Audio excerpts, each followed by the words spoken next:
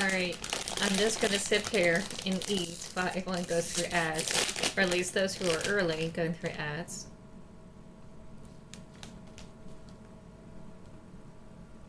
There we go. Let me turn that down.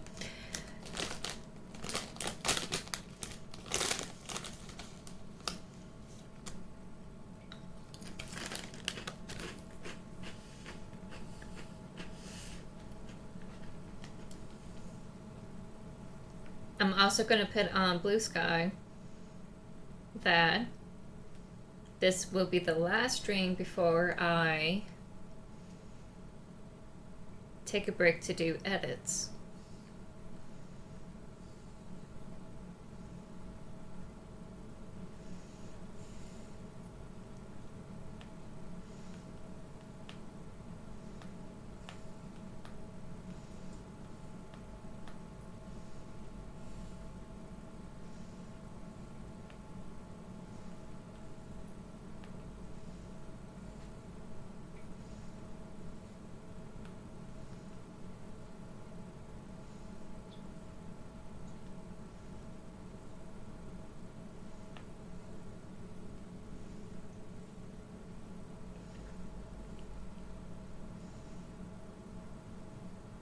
There we go.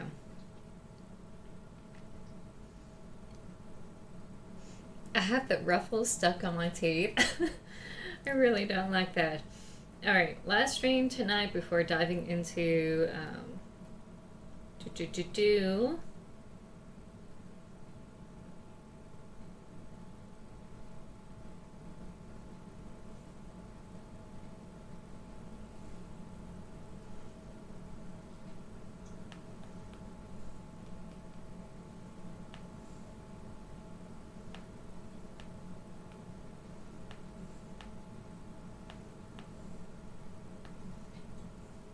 Alright, there we go. I'm not going to put the Twitch link on there. There we go.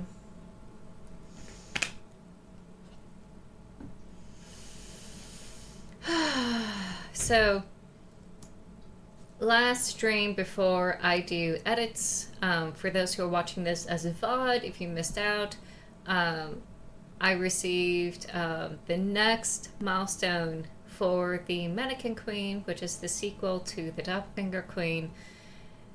And it's not bad. I just gotta be very attentive to it. And there's a real possibility I may not stream Monday and Tuesday because I will be really lost in the sauce. I took a quick preview through the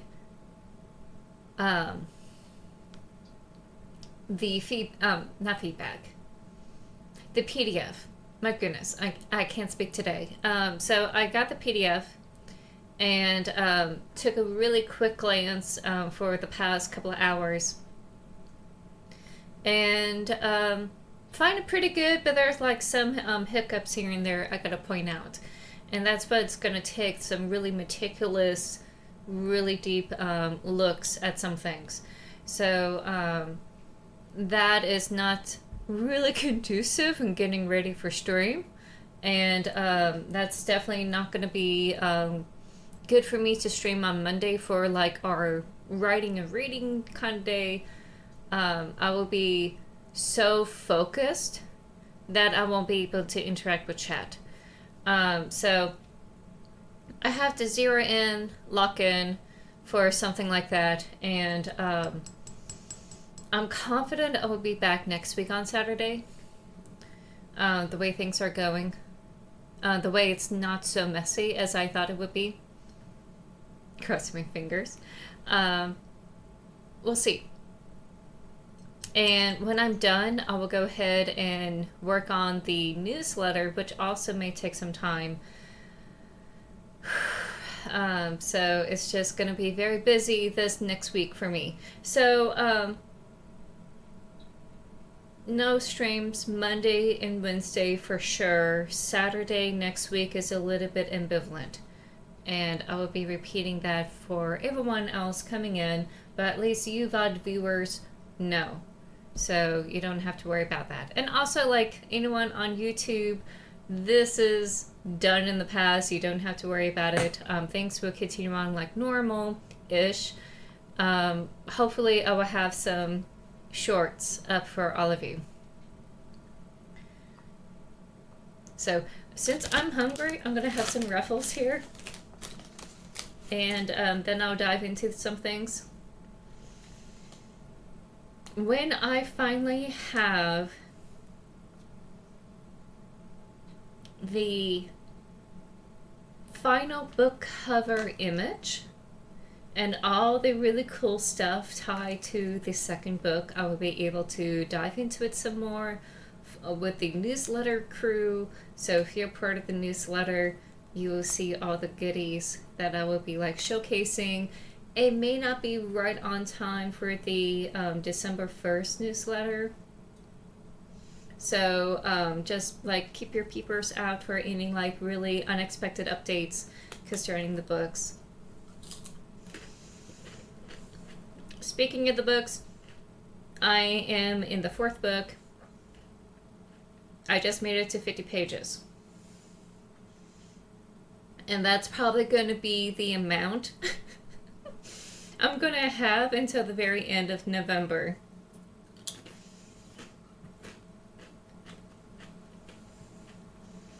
Let me check how many words that is.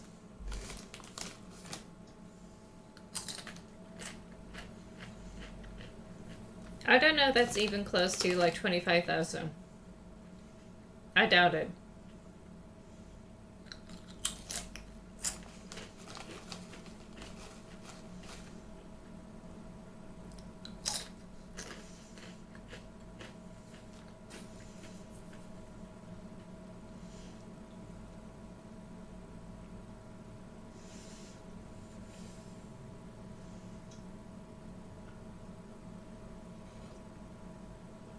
Oh yeah, way under. So by this count, so far, only reached 14,349 words for my 4th book, which is a lot more than what I previously had done, which was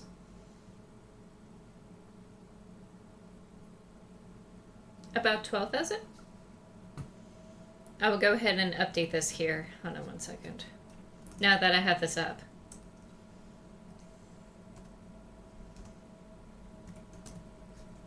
All right, there we go. So, considering that I lost Richard at the beginning of this month, and I have this typesetting feedback I have to give for the last week. Any sort of progress I made from these 2 weeks is awesome.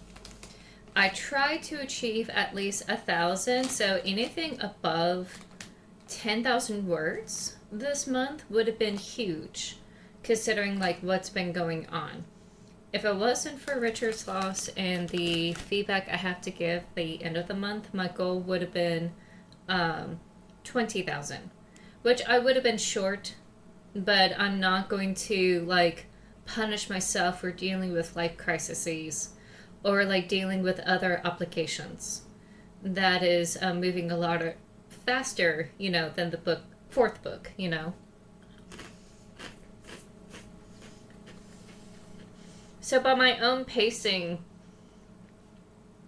how I normally do things, I am about 4,000 plus words faster than what I have normally done in my normal speed. So that's a plus. I'm going to take that as a win this novel November, even though it's severely short compared to the novel November, you know, goal. I had tried staying up late to like work on this, you know, try to put down as many words as I could. I did the best I could, you know, given the circumstances. So I'm going to give myself the pat on the back. Probably will have some eggnog or whiskey to say thank you to myself for like achieving something like that in these 2 weeks.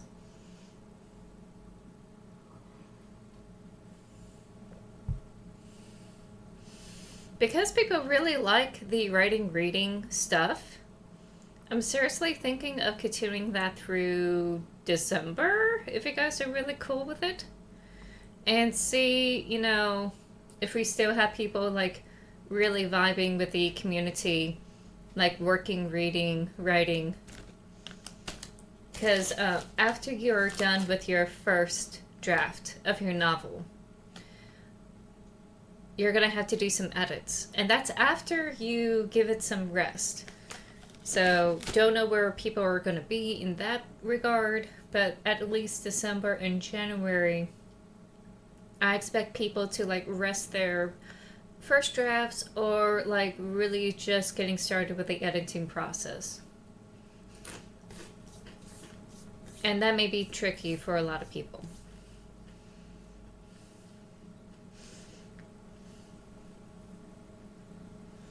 So really thinking about keeping that for another month. Even though I'll be out next week. So I hope y'all will be cool with that. Oh, and I have something running with my nose. So hold on one second.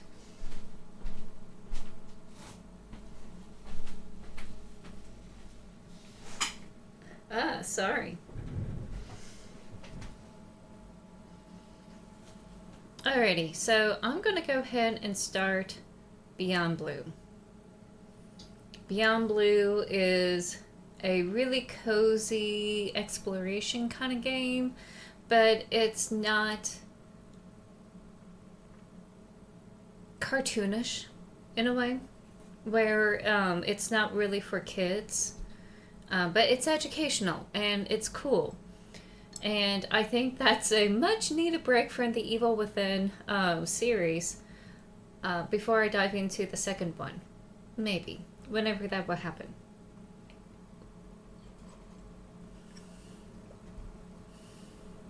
So no psychological twist. Hopefully no Cthulhu stuff.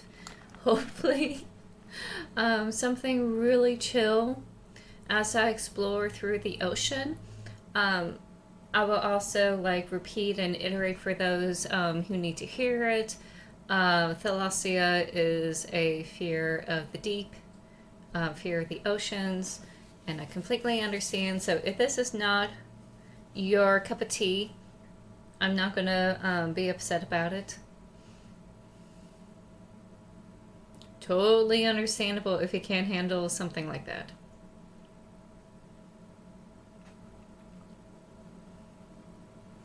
Wow, there's like so many good sales going on right now on the Epic Store. I'm trying my best not to like burst my pocket money. Okay. So I'm gonna launch it and we're going to play it. Eventually. When we get there. Alright. I also have no clue what's in store for me. No clue how the game works, what we're going to see, what we're going to experience. Going in blind.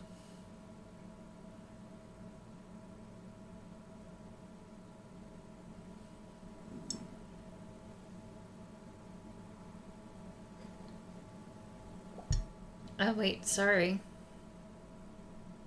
That was loud. Also, we are not clicking on the thing. There we go.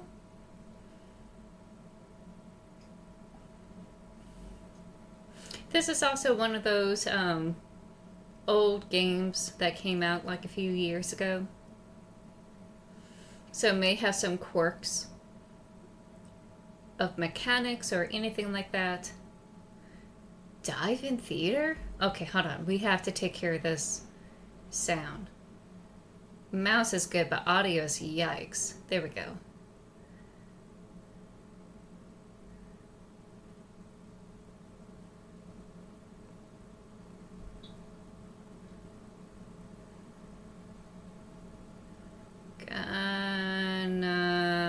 turn that down. Okay. The chirpy's just loud.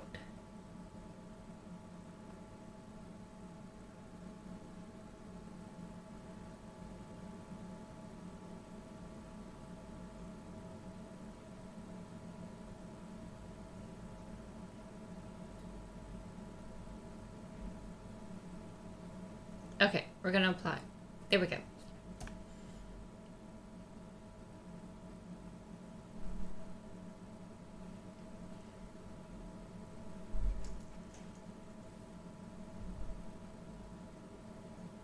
Let's just do new game, see what's going on, and then we dive into the itty bitty stuff. Playing this because of the Backlog Games Roulette. This was in my library. And of course, I'm a lover of the documentary series, including Blue Planet 2. And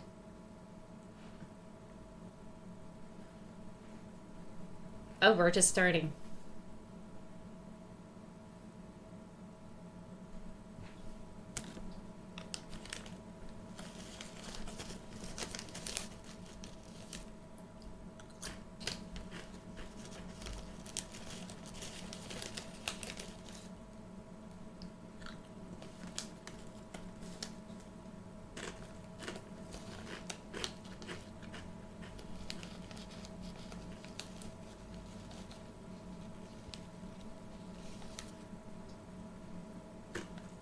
Oh, wow.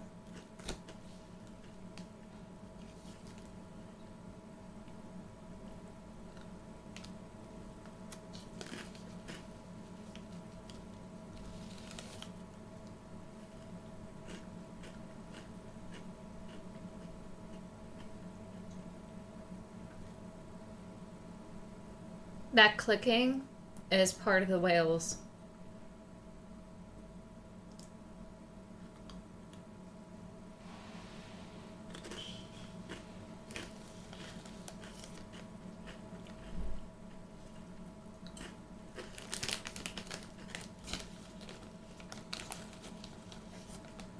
Okay, I got chills. I got chills. That was cool.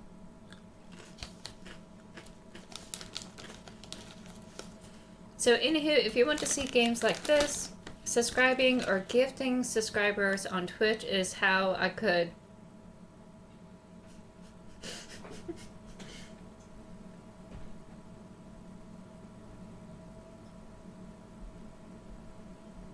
I didn't realize this voiceover.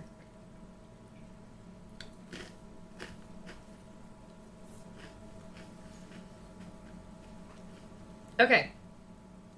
Anywho, all the subscribers and those who were gifting subscribers, if I reach like 5 subscriptions, I will go ahead and spin the wheel, and this is what came up. We have 2 more games afterwards, and looking forward to this game. I love the variety that I'm getting from the roulette, and I really hope that you who have been subscribing or gifting subs to this channel will enjoy this along with me.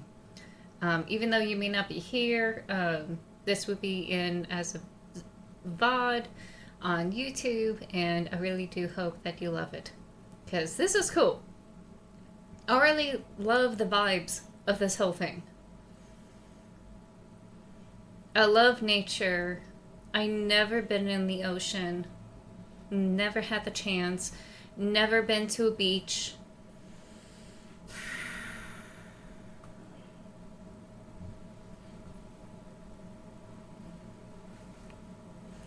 I want to work on the settings some more. The audio's...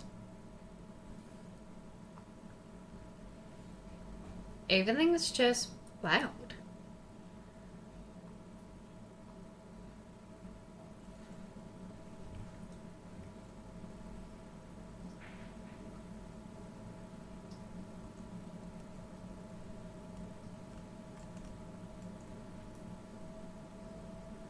Oh, okay, I see what's going on here. She goes where the mouse is. What waypoint? Oh, okay. So we can move in the 3D space, but our mouse is our Y factor.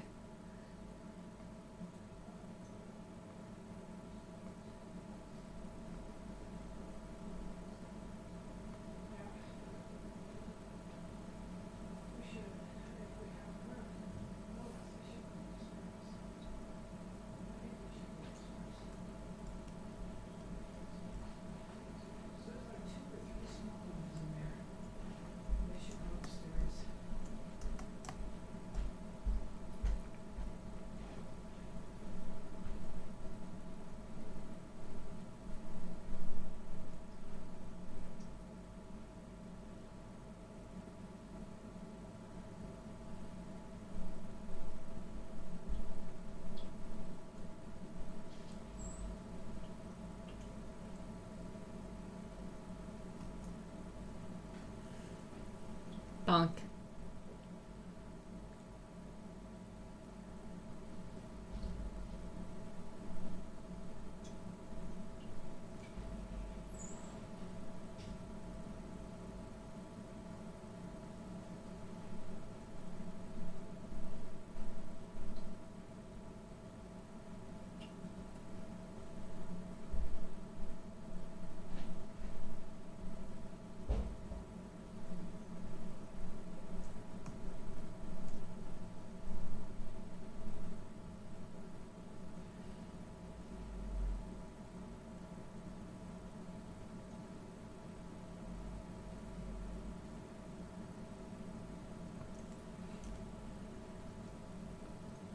Oh, we have a ton of stuff we could look at. Okay. So I'm looking at the map. Still don't know what the objective is. We could try to look at the whale.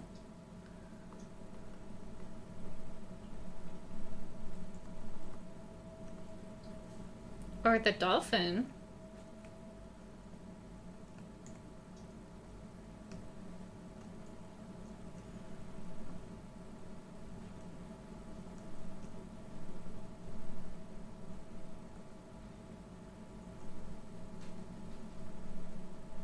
Yeah, let's check out the dolphin here.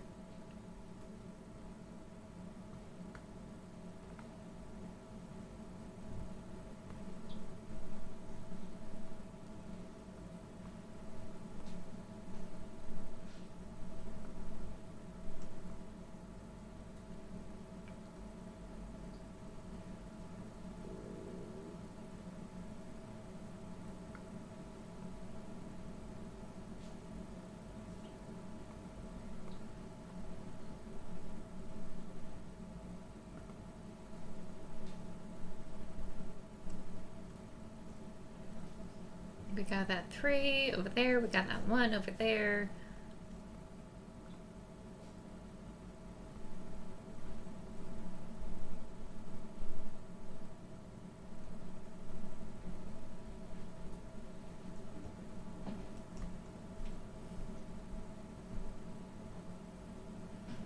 Okay, I have to say the control is not that bad. Don't like how they're using the AI, but you know, they're using it for scientific purposes in this game. Not trying to do capitalistic, you know, search.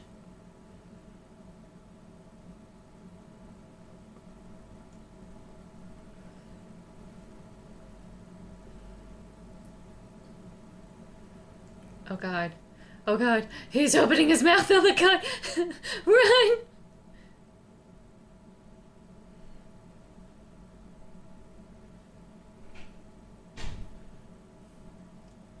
Oh. A humpback. It's all alone. No, there's 2 of them.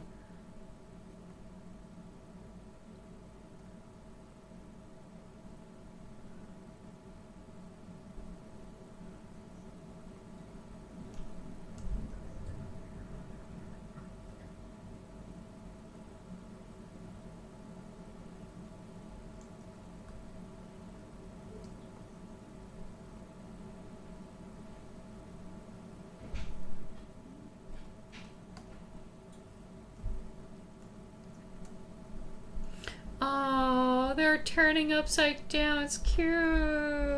Look at them. Aww.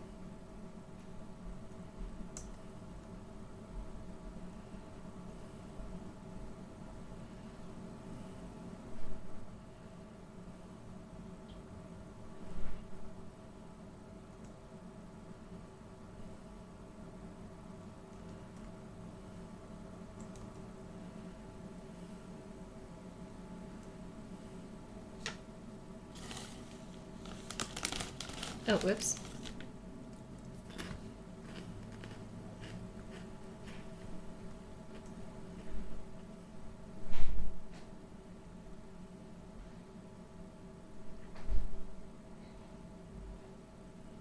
Juvenile dolphins. Oh, okay.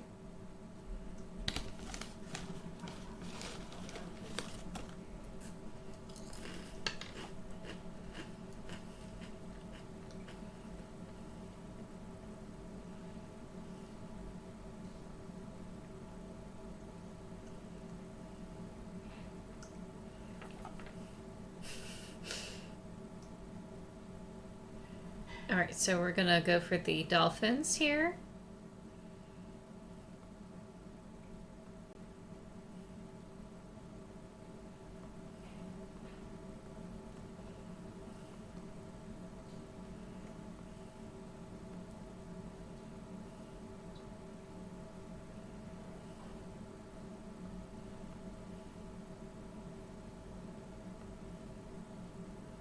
Okay, cool. I think. Nope, we still have to go on and do stuff.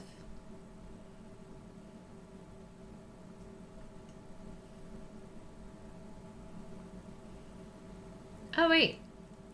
We could interact with this.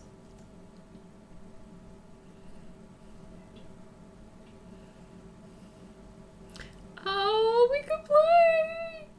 We could play with the dolphins! Oh!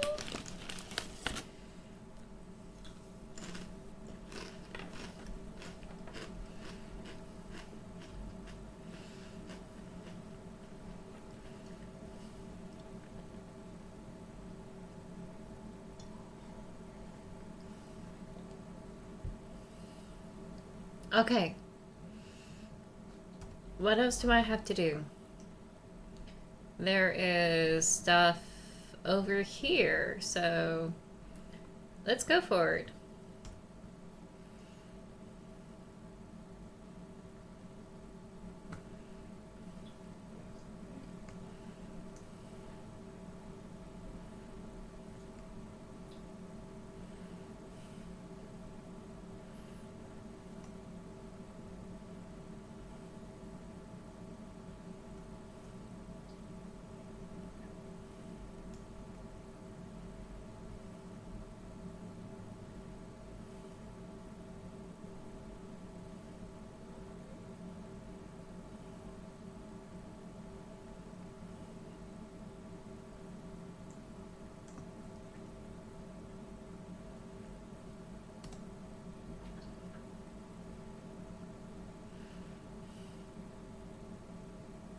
Ooh, a squid, an octopus.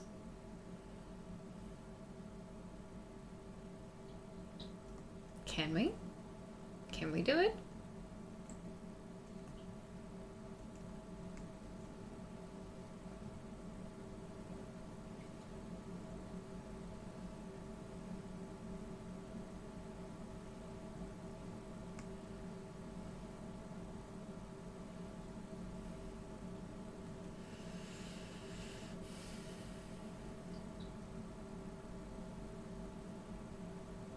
Oh, oh. Okay, we made it past the sharks. They're not hungry, they're just reacting to the sensors, which can happen. They're all sensing through their electromagnetics pits. So that totally makes sense why they will behave the way they do.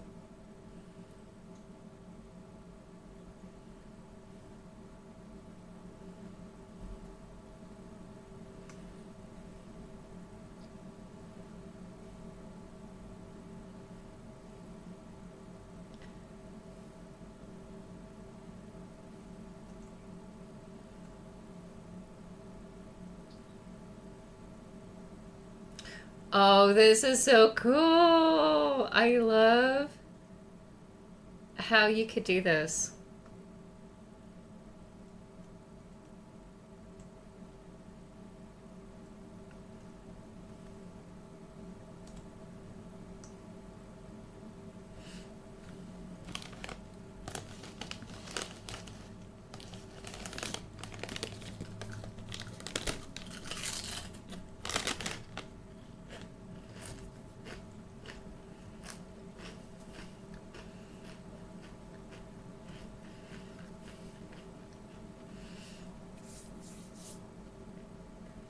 Coral health is still a big issue. There have been issues with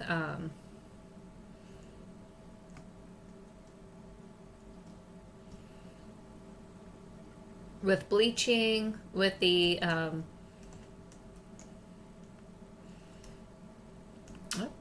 I went too far.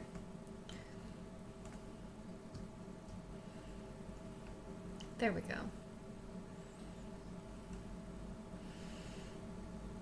The carbon that's in the water has a tendency to bleach out the coral, and without the coral, you won't have the protection of the ocean against some of the landforms. You won't have this ecosystem that a lot of the beautiful, colorful fishes that congregate in those areas.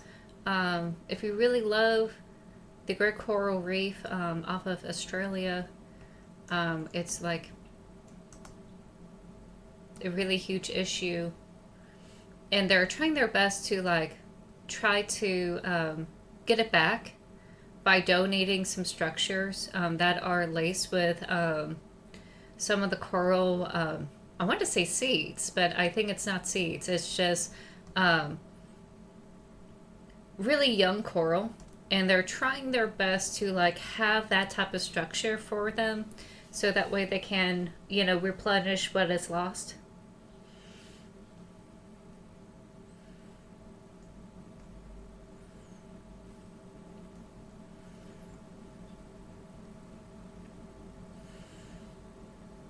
So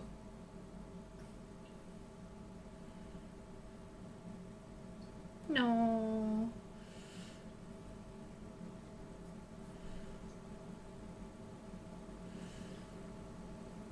So if you're able to help out your local area about like coral reefs, or try to help donate to make sure that they're able to replenish those are a huge, huge help in any way to like mitigate like microplastics in the ocean or any sort of pollution in the ocean.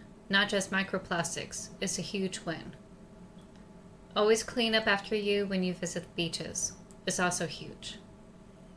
That's where most of the debris comes from, among other things.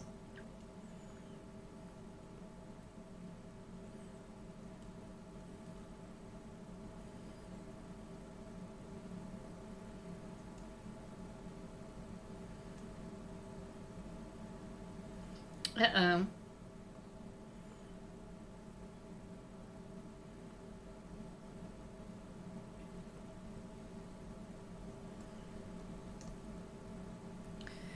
There's also issue with animals eating plastics, like plastic bags and other debris, and that gets wedged into their stomachs, and that really prevents them digesting other foods.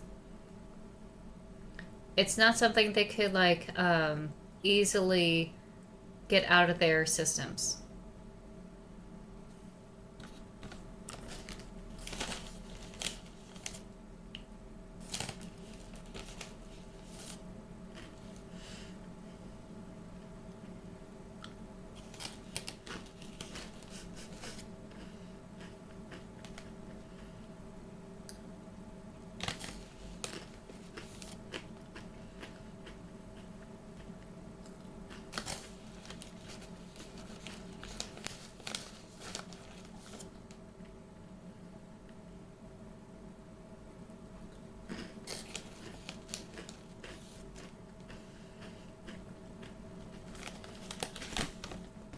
I believe that is the real Dr. Shane Giro.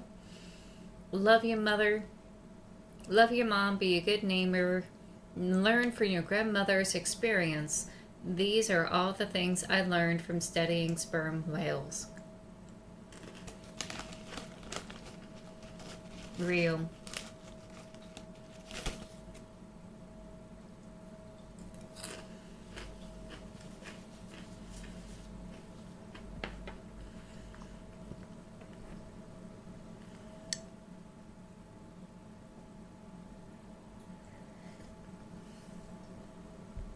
I bet this main character is based off of her.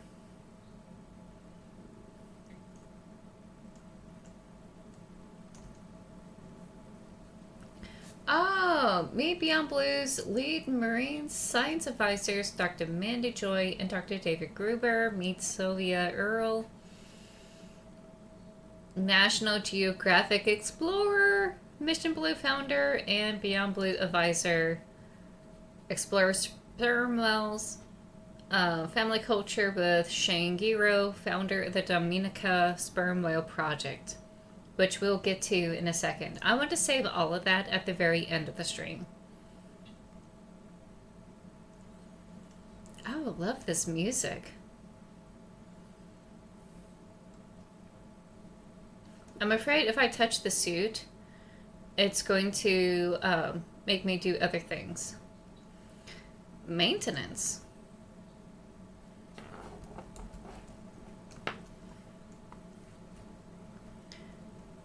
Oh, okay.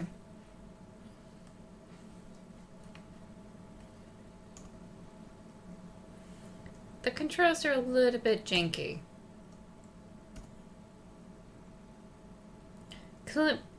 Complete our conversation. So, okay, that's good. So, let's check this out.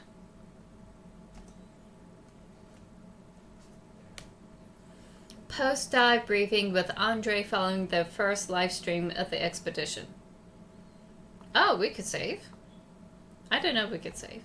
Okay, there we go.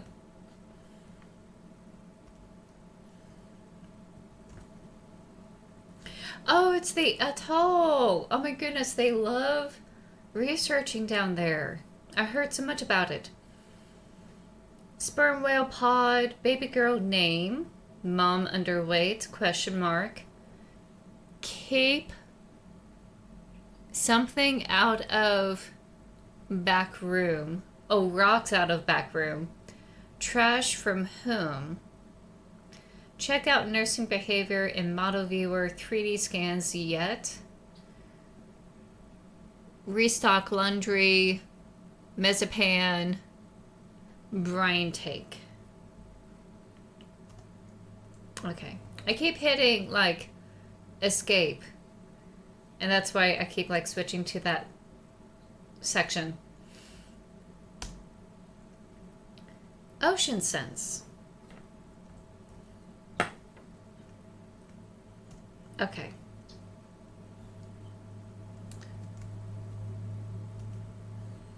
Oh, and that's the creatures we had scanned. And we could like look at them close up in the models.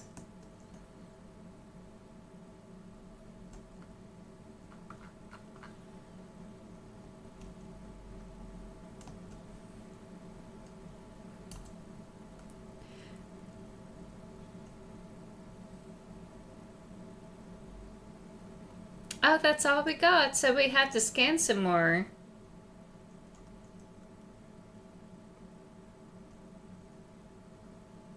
To learn more about them. Power attorney papers? Yikes. Oh, wait, no. Power of attorney. Oh, wow.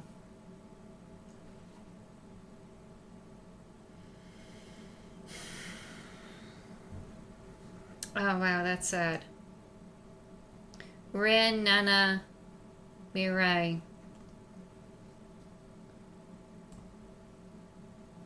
Woman of the Sea. Or sea woman, yeah.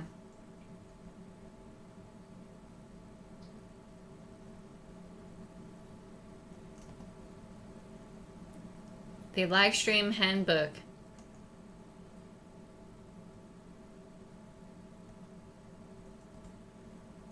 Oh my god, is this... Let's turn this down just a tad because it was like really intense. Alright.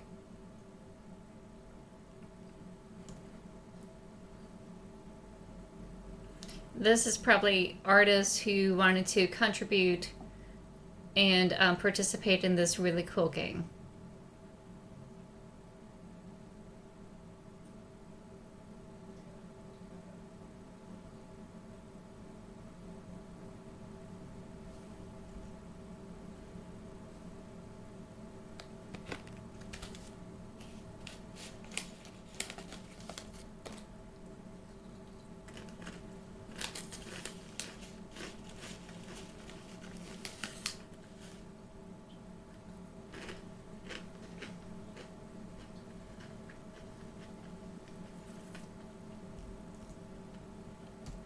Tunes!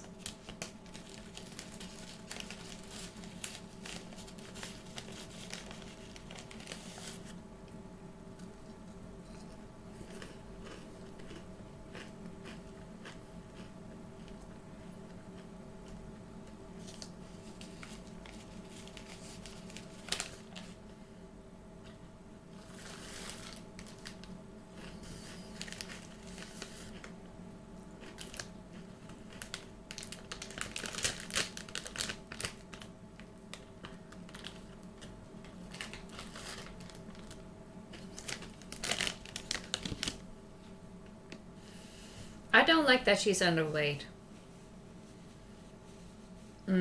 That's not good.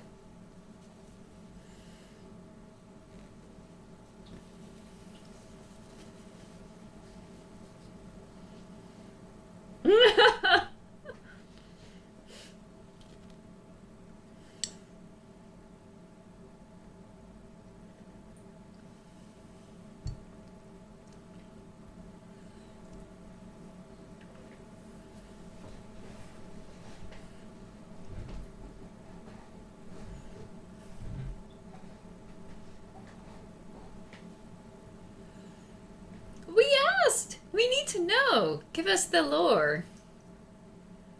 What the heck? Give us the lore. Her sister looks great.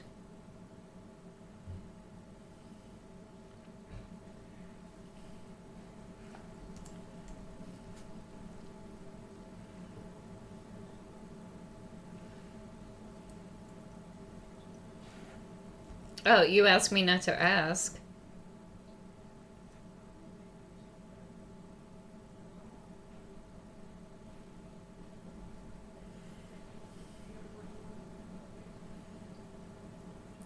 Where is the whale? We're seeing nothing.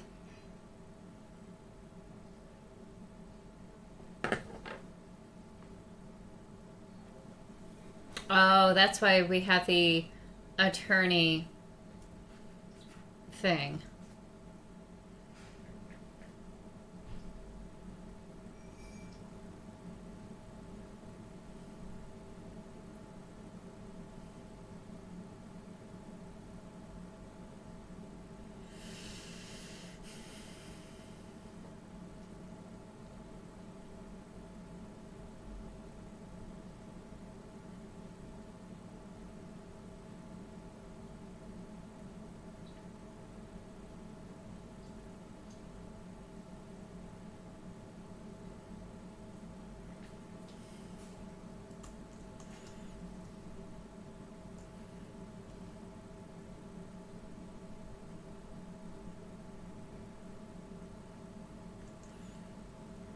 Life really hits you, huh?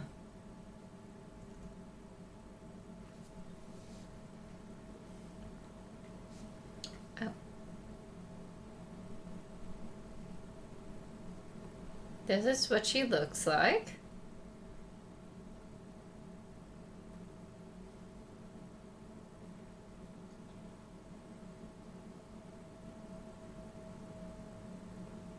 Okay.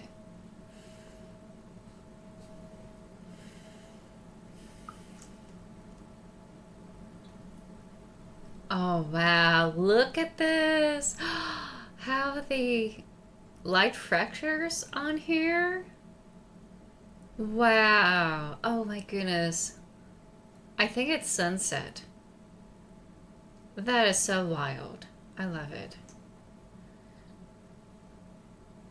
It looks like the sky's on fire.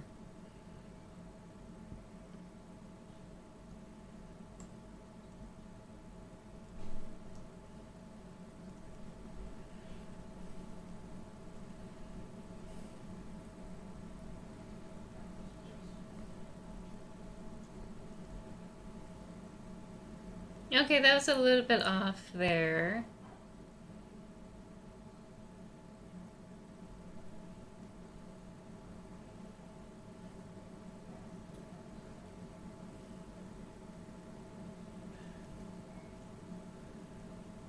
That's a sperm whale.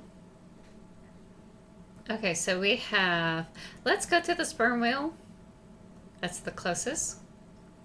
Oh, well, maybe it's setting? Or like not morning, maybe?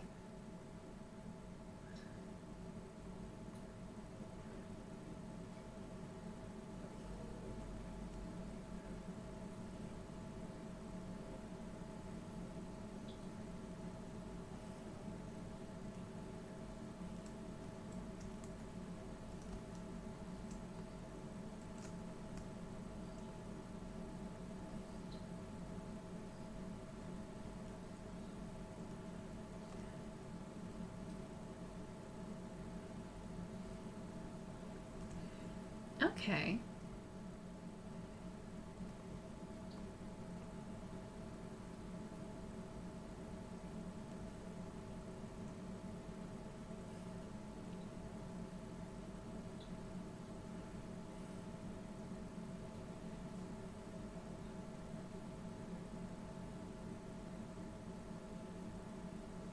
Oh, they're hunting! They're hunting now!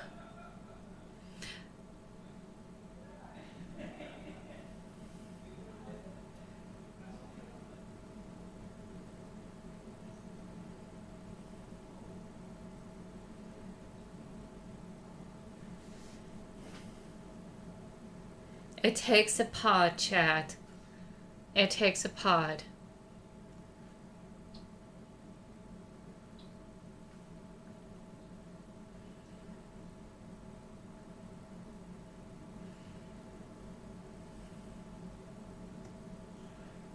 Jesus, Hedge! And you know what? Fair. I would be attached too. Oh, stingray. We didn't get enough of the stingrays. Kind of like Pokemon, we need to catch more. Is it me or is it getting darker?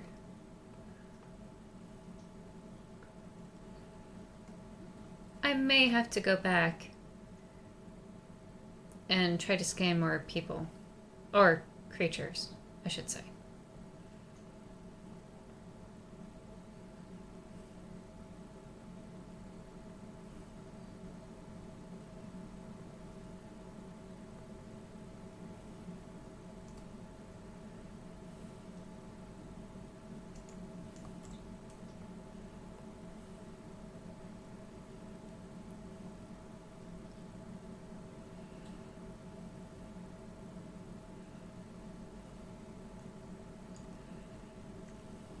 That's cool. We've got to check the tag too.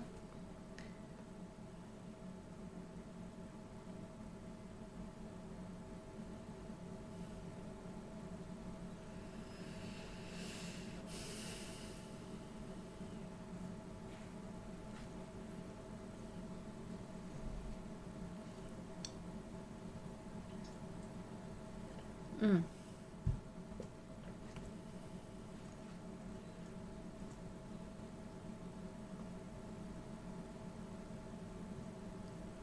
Okay. We did it. We analyzed the whales. It's cool that they will test. Okay, we already scanned him. It's cool that they would test how these vocalizations affect other creatures in the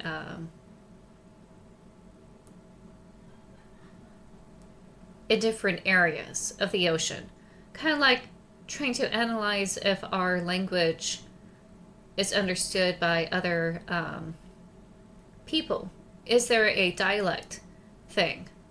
Is it unique from pod to pod? Hopefully they won't see me as food.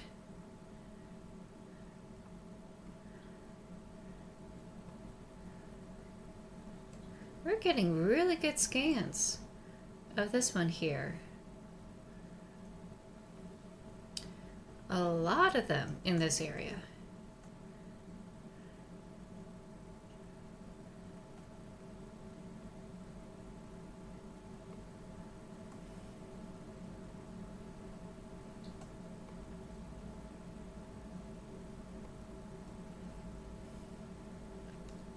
I really wasn't doing it in the last area. I didn't realize I need to scan all the fishies along the way so we can learn more. But now that I do know,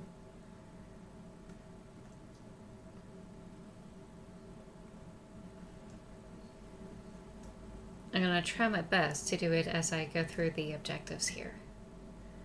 Ooh. Oh, that's a clown trigger fish. Oh, okay, that's cool. Oop. Got a little jittery here.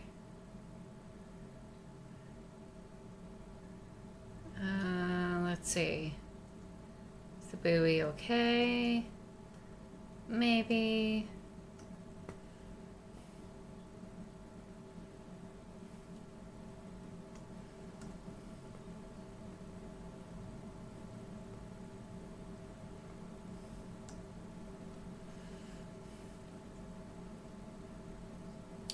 Ooh.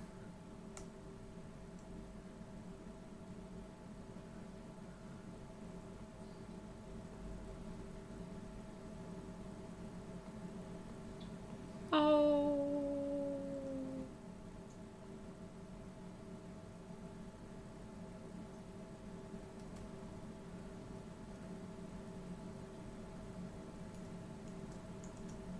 Oh God. That would never happen.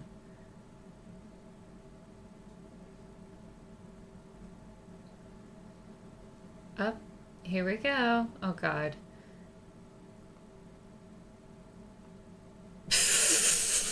That was so janky.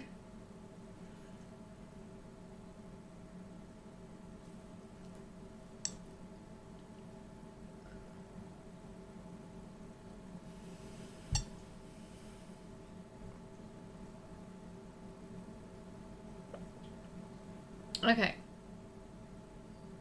I think that's all I could do there. So they're just dancing, courting. That's nice.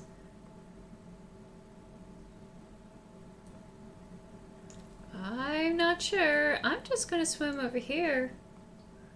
Yeah, I'm just gonna ignore that. That's a shark. Yeah, gonna ignore that.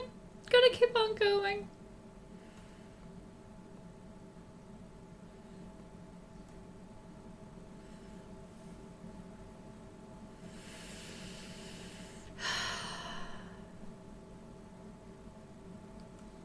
Ooh, 2 manta rays.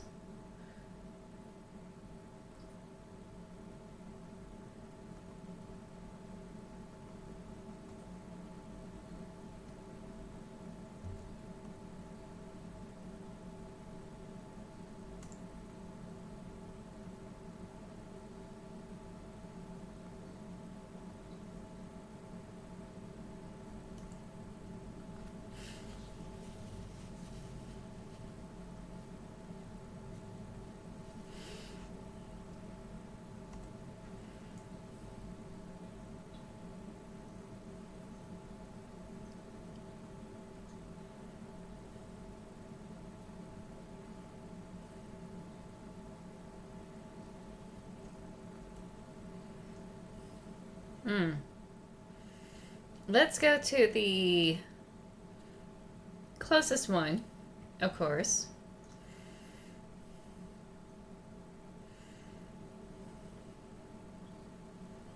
It's getting a little bit dark, a little bit mysterious. Very spooky vibes here.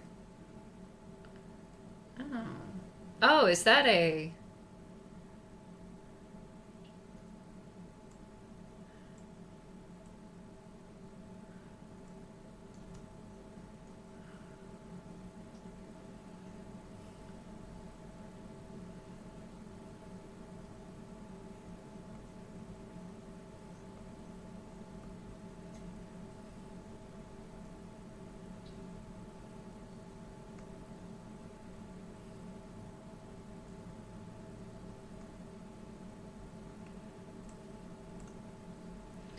Okay.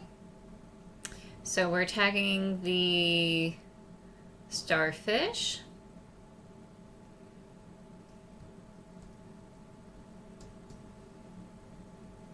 Okay, here's a couple.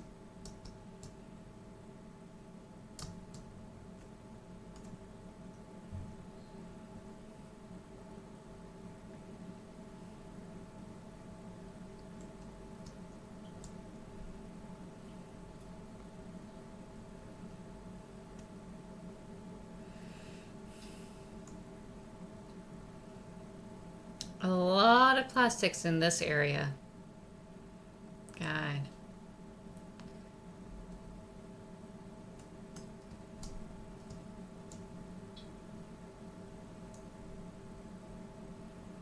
Am I missing some of these?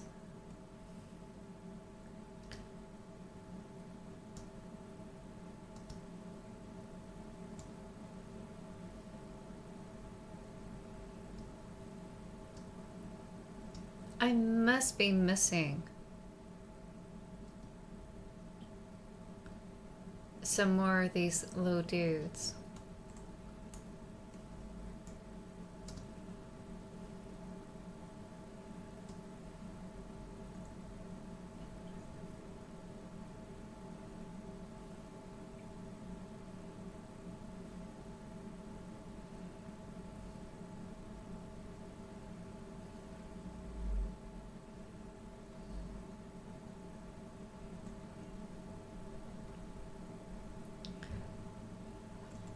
Oh, okay, here we go.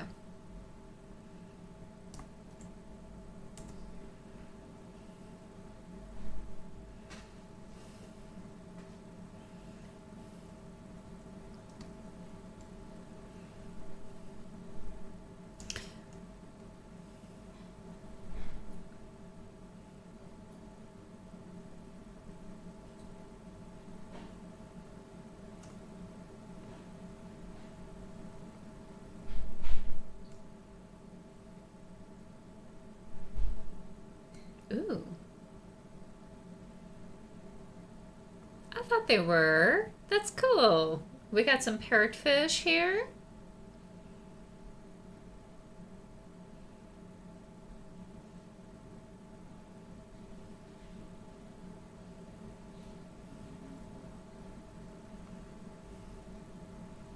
Oh, okay, that's a different type of shark.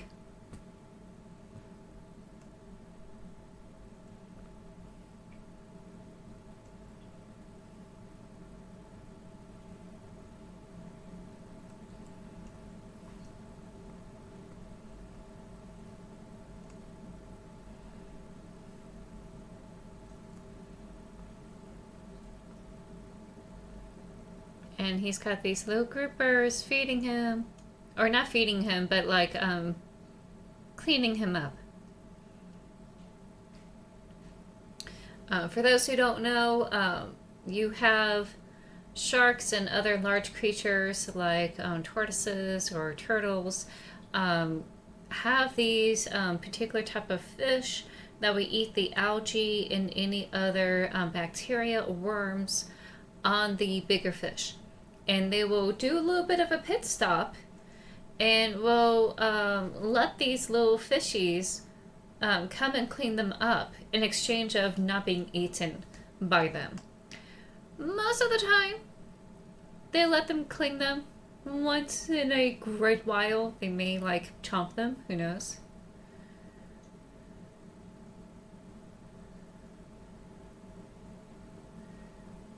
Oh god, it's the really deep expanse.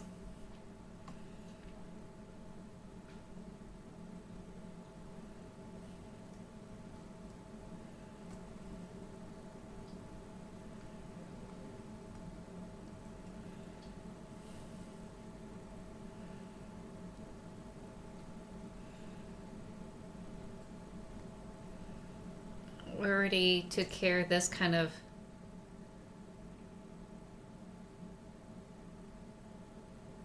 whale shark, yeah.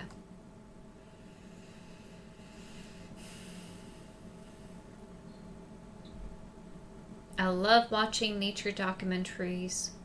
Love learning about all the different creatures in our world, all the different environments they have to endure. And it's so inspiring with what they go through. And it's also very critical how we need to make sure that we continue to have these animals with us as we continue to exist on this world.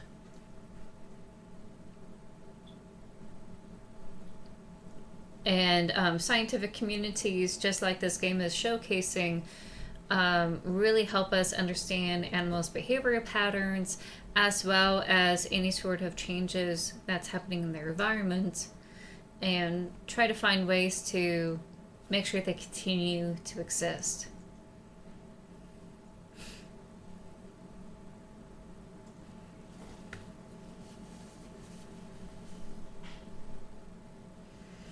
Because if they don't exist, eventually we would not exist. We would have issues.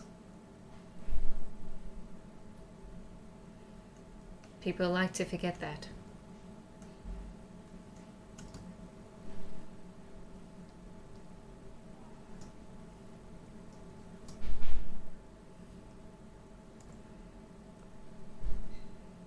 It's just a little guy.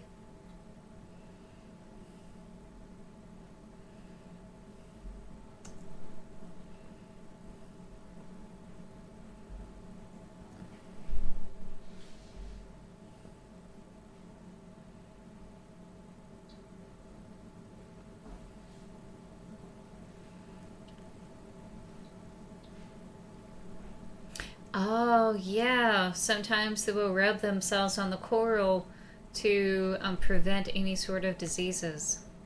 Ooh, let's go ahead and look at it some more.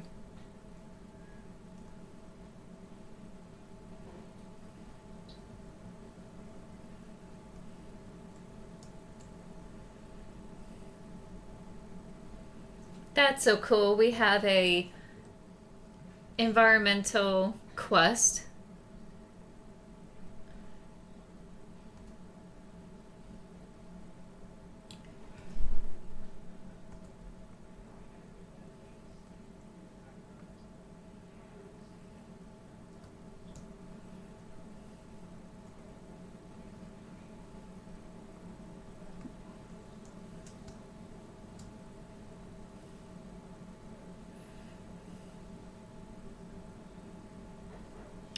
Oh wait, hold on. I have to look at this. This is so cool. The way the light is catching it is amazing. Okay, now never mind. It's just... Oh. Oh, it's a propeller that fell down. Whoops. That's not okay. I'm sure metal structures like that are not that dangerous. But I will leave it to the specialists to see if that type of pollution is dangerous or not. I know for sure plastics are the worst because they don't really degrade.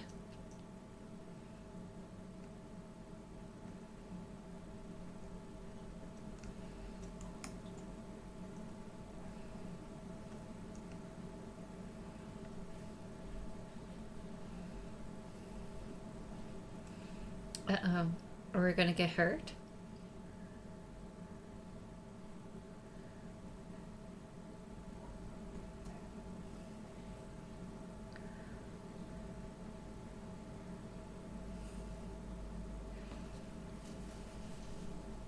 Uh-oh. Uh-oh. That's why they were there.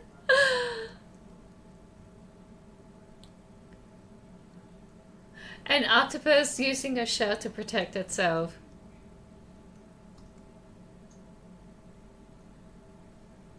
Wow, this would terrify a lot of people, but I think this is amazing. Okay. You know what? I'm gonna go. I just realized how dangerous this could be. Because they're kind of hunting. They're not like in the next stage of hunting where they're arching their back or whatever, but they're looking for food, which was that octopus. Oh, is the baby well conjoined? Not conjoined, but like joined by their moms and aunties. Oh.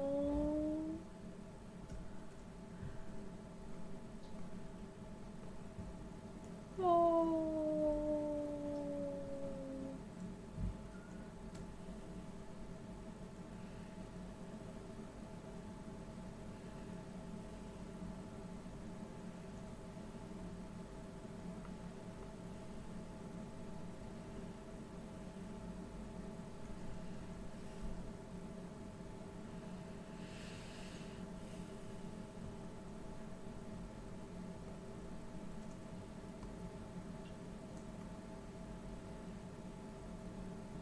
Bonk.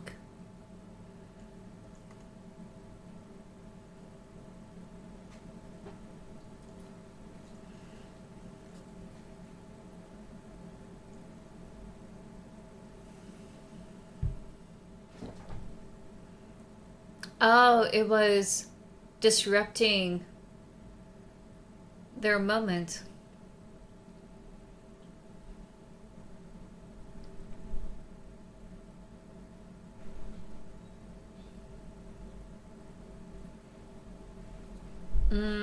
I think it's a ship that was causing some disruptions. As we get better with our technology and trying to find fish to harvest and have it sent to our ports so we can eat them, we also have to be mindful how it's affecting other creatures in the ocean. Um, and this is what this game is highlighting, how there's a bit of a kerfuffle with the latest tech and sonar and radar that's really disrupting their behaviors.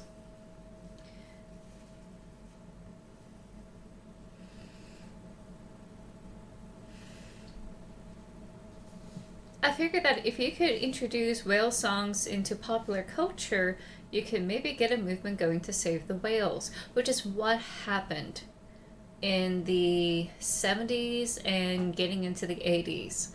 A lot of people were really concerned about the over depopulation of whales when it comes to like getting whale meat and eating them.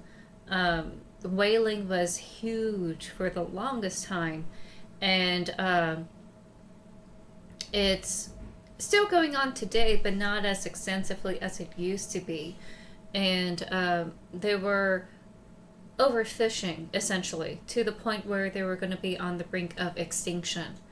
And that was bad for the whales and the ecosystem, but also will be bad for the whaling industry and all the other cultures that would need to be sustained on whales, including the Inuits. So having a more moderate, balanced approach is the best way to go. And there's still some pushback between the whaling communities when it comes to the environmental protections on whales, and it's a back and forth kind of situation. And I do hope that people continue to come together to try to keep these beautiful creatures around. I really do. But yeah, that's what had happened. Trying to do whale song into popular culture, have people listen to it, trying to have people go out to look at whales and just enjoy, you know, the beauty and the magistry of the creatures. It's what really helped save them. And also Star Trek.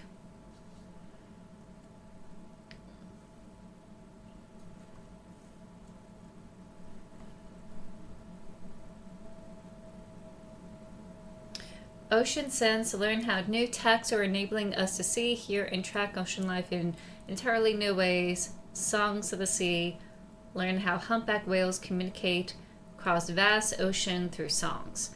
So, this is something I definitely will do near the end of the game, is look through all of this stuff. Is this new? Oh, deep mining research. I forgot about that. That's the Atoll lab.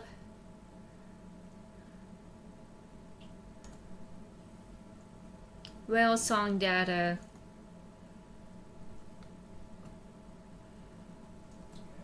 Hopefully we are able to learn more about these creatures. Oop.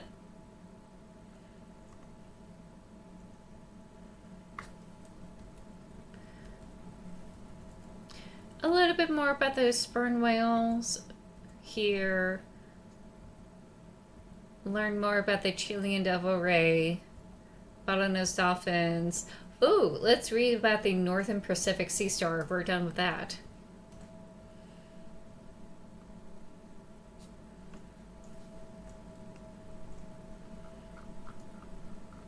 These little bumps on the back are actually part of their extensions.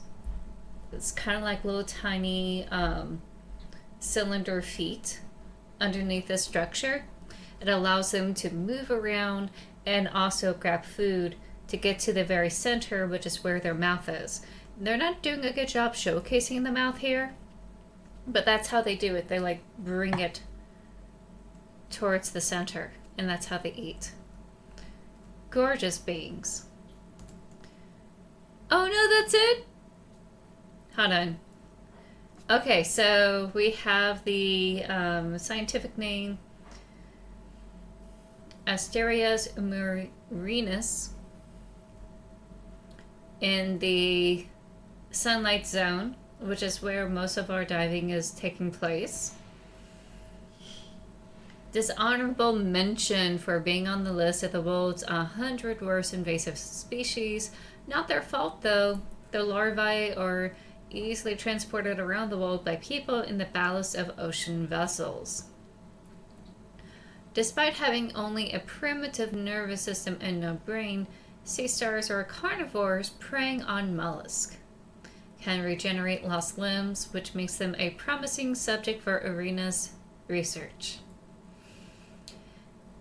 And invasive species to the region, possibly introduced by the ballast water system of the ship. Andre is testing an automated drone for the safe removal from the area.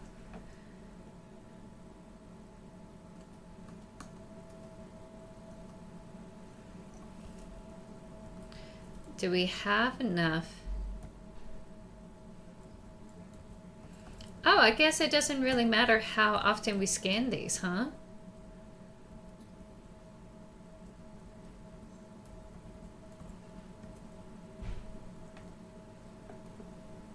Oh no, maybe it does. So we get more info about these creatures. Mobila terrapacina.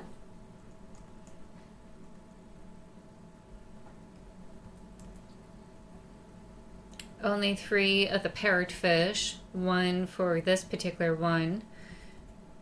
Oh, 2 out of 5. We need to scan more. Or I need to scan more. You guys get to watch me flail around in the ocean. Okay. Oh.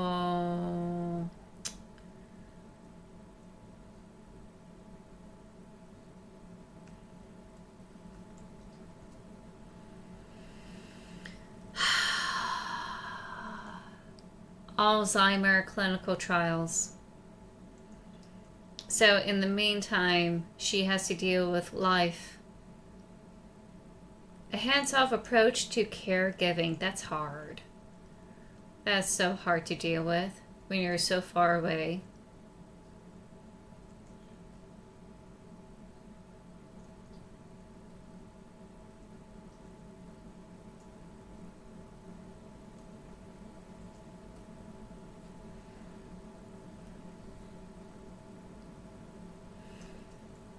Oh, I did not have the audio for this game available for the VOD viewers simply because of the music. So if you really want to get into this game, please play it yourself. It was a free game on Epic. I don't know if it will ever become free later on.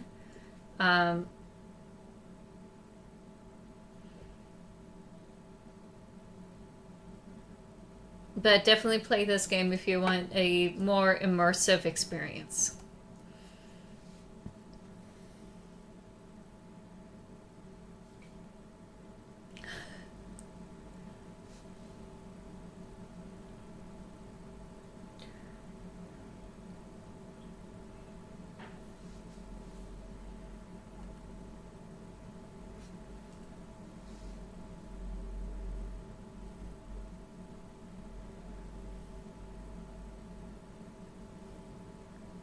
I'm sure she would appreciate, you know, the attention is not always on Nana, but, you know, she's also seen as a person too. I don't think we have settings for streaming here. Streaming mode! Oh my god, I didn't know.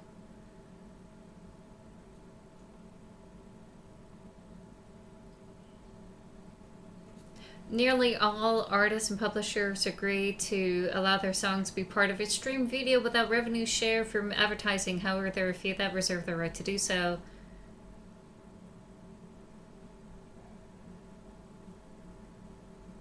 Oh, you know what? I just can't be that picky.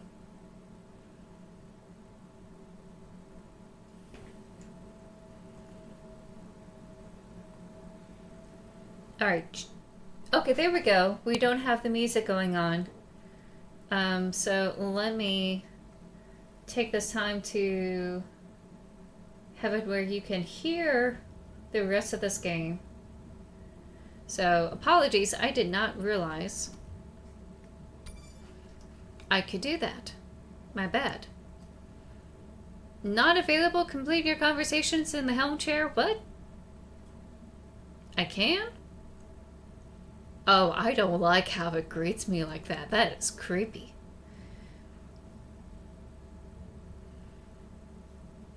Oh. Hey, Mirai. How are you? Doing all right. How are you feeling? Any better? A bit. I might finally be getting my sea legs. Next step, diving. One step at a time, Mirai. Okay, but I promise you, it'll change your life. Is Andre with you? No, just me. Andre is analyzing some sound files in the other lab. I think I may have upset him. Uh-oh. Uh-oh. I hope it's not that... I hope it's not that serious. Maybe it wasn't you. You upset him? Or that noise upset him? Because it certainly upset me. He was overreacting, and I pointed it out.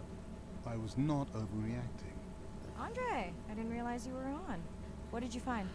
This is video and audio from your last dive. And this is an analysis of the sound that spooked the family.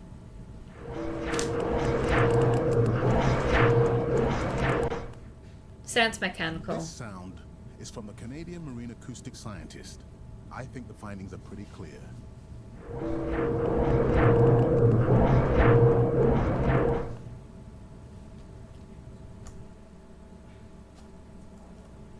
Signatures sound the same.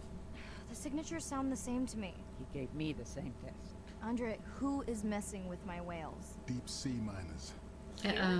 In the research zone? It's off limits to commercial activity. And when has that ever mattered before? We don't know that they are in the research zone. They may be just outside it. We knew they were doing an impact study nearby. What are they after? That might give us a clue. They're looking for rare minerals to make solar panels. Could the sound cause trauma to the whales? And the acoustic specialist said it might push them to quieter hunting grounds, but was unlikely to cause acoustic trauma. So what's the move? We should use our mapping drone to investigate their activity. And this is where our debate turns into an argument. We need that drone to map the deep sea vents before Mirai dives there. The biochemistry of these vents is the perfect cocktail for creating new life forms. If there is illegal activity there, we have to stop it. Otherwise, there will be no life forms. Why spend our short time here policing rather than researching? Let's be Ooh, scientists. do we choose? Your dive, your call.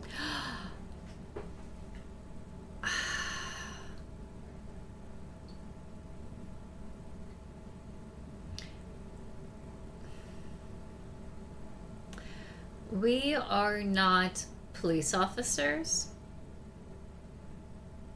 but gathering evidence on the miners impacting the area is also part of scientific research. And if it's... You can't really have good data if the data is crap and if it's interfered by external factors. That's not accounted for. And that includes minors. And I'm sure that they probably are trying their best to like stay outside of the research area, but they may not understand how, the distance of impact, It's also interesting that the miners are doing it to help with solar power electricity, which is more of the green energy initiatives that a lot of countries were pushing for way back when.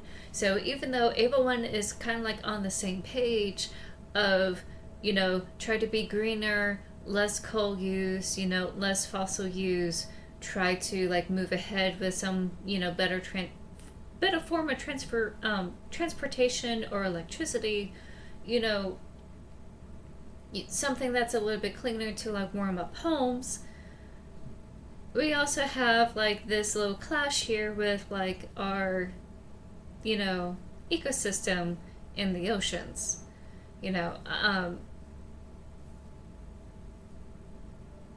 It's fascinating to have that kind of tension and drama across, those who kind of had the same kind of mindset and mission, but not necessarily, theirs is concerned about the oceans, where the solar power people are probably more concerned about like a new form of energy to like fuel, the homes and everyone else. That doesn't require invasive mining. But here we are doing some invasive mining. So I think investigating miners, even though we're not the police, there's like no way for anyone else who has the regulatory authority know what's going on unless we don't gather evidence. So I'm going to select this. I'll dive in the vents without a map. Nobody messes with my whales. Oh, I don't know we're doing it without a map. That's actually scary.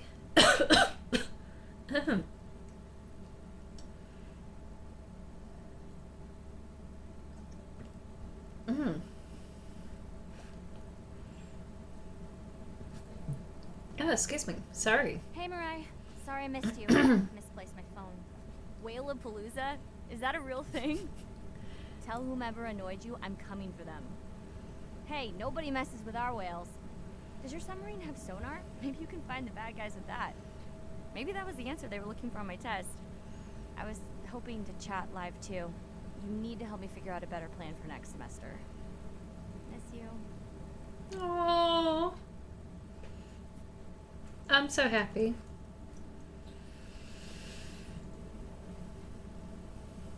Okay. Back at this again.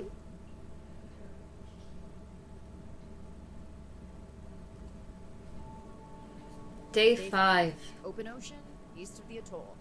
I'm ready to play back a coda sound to Andrea to see her response. I'm definitely worried that the family has gotten smaller. Not sure if they were just spooked by that sound or if something else is going on. Staying hopeful. Ready to dive.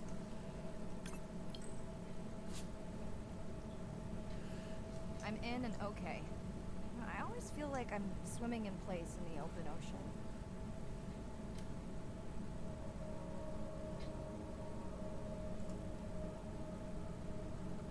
Think the Explorer drones will flag me as biodiverse? You're not what they're looking for. That's what everyone says.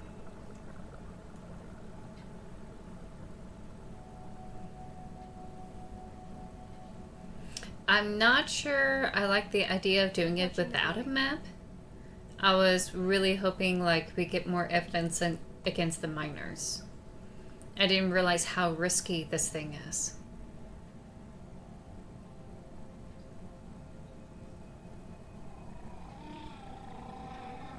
That song sounds familiar. Hmm.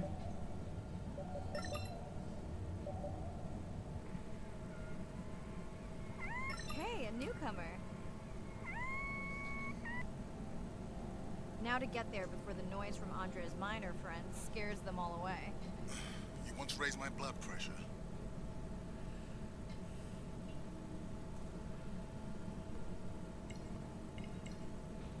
Oh, I'm too far away. Hold on. If I just go a little bit deeper. Rare to see this just swimming as is. I'm not expecting to find orcas here. They don't look like killers. Top of the food chain, just like us. Minus the urge to destroy ourselves.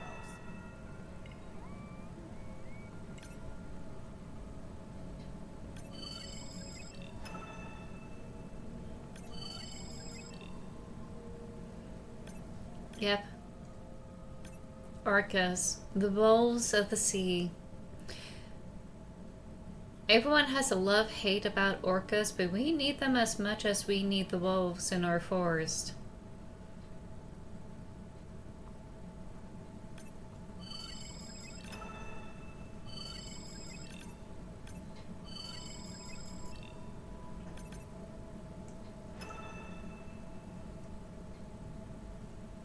Oh, hammerheads.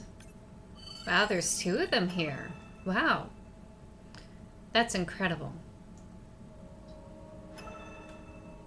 And orcas are so smart.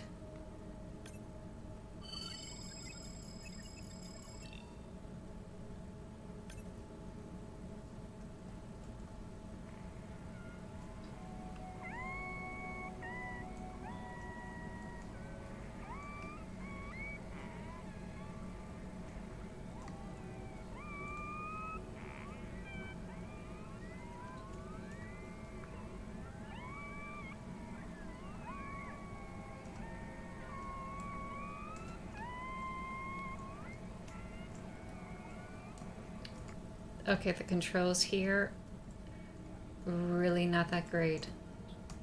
Just gonna say it.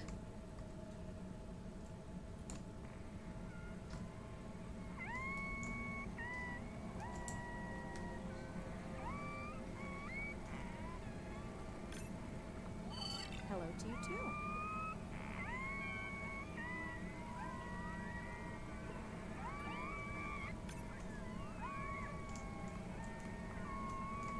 No.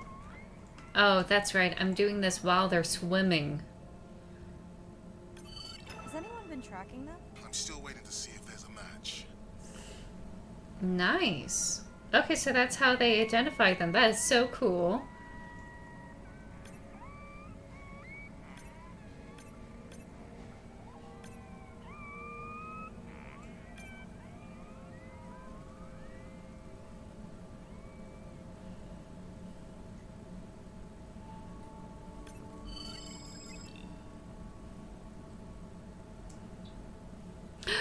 It's a Andre, are you turtle! seeing this? Is that a leatherback turtle? I didn't think there were any left here. What happened? Egg poaching, and the nesting beaches got too warm.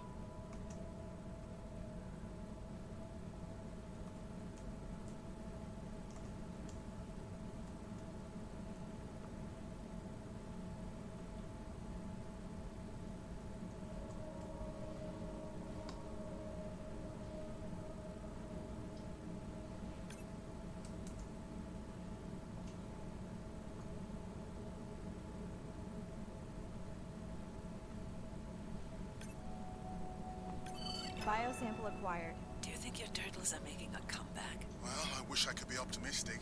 It's just as likely our turtle is taking the long route home to somewhere else. Now, some turtles are making a comeback, thanks to some islanders curating turtle populations on their beaches.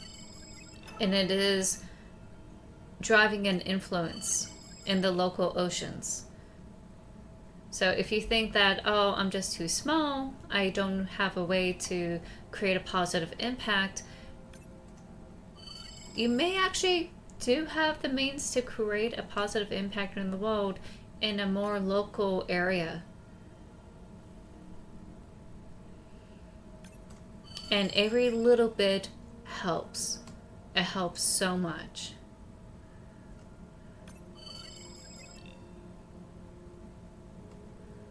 Ooh. Okay, group survey. New or a repeat?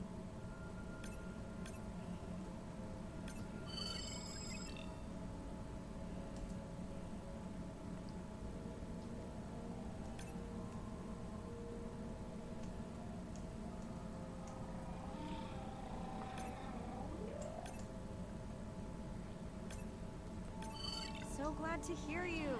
Those noisy neighbors silenced enough of your friends.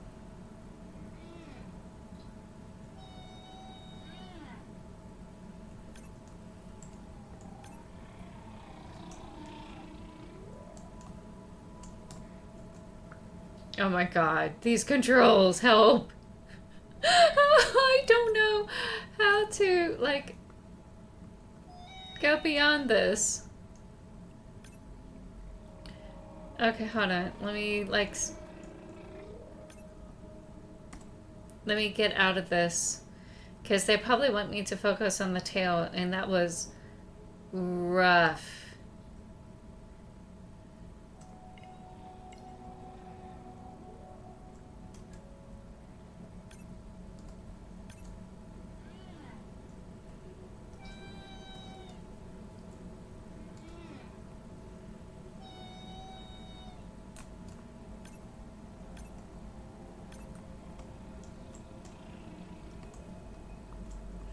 Oh my god.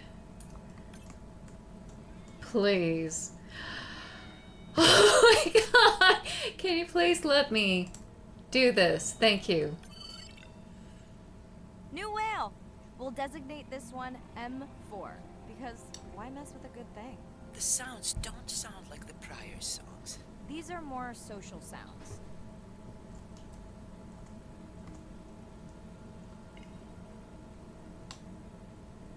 Okay, we're done with that. That was finicky at best.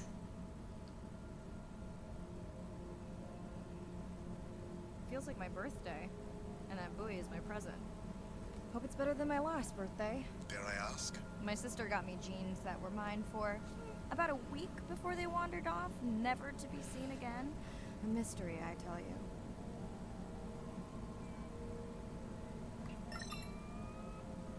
More orcas?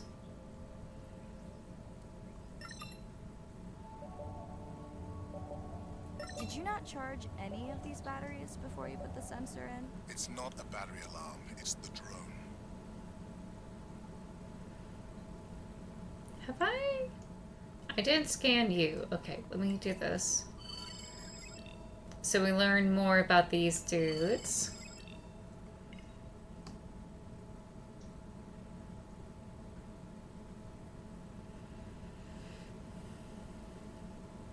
Oh my god, all these hammerheads. That's so creepy. You're right. It is definitely not a dead battery. Unless we're using whale sharks as batteries now. There's already a tag on it. Then scan the tag. Sure, like that was obvious. Okay, we got the tag. Probably want us to look at the tail too. Oh, no. Not the tail. Okay. Oh god. No! Please! Don't do this to me. Okay, where are you?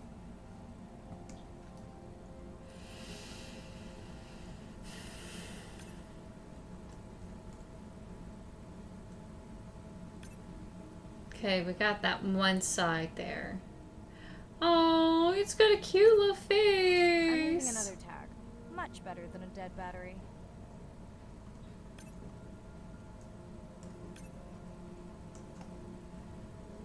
Well, sharks are so cute.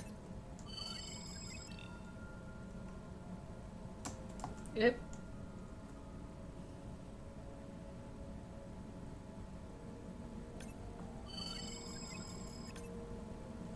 Huh. Dolphins. Always showing off. Hey, Andre, can you make your manta drone do synchronized swimming? Guess we'll see. Also, I don't care for the hate on the dolphins as much as I don't care for the hate on the sharks. Both of them are necessary for the oceans, and I'm not going to choose one over the other. So if y'all hate dolphins, sorry not sorry. They're intelligent species. Flawed and beautiful, just like us.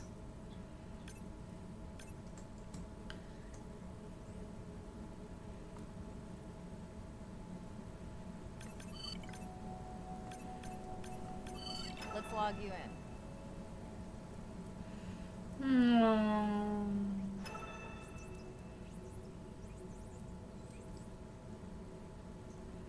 Okay, I think that's all we need to do in this area.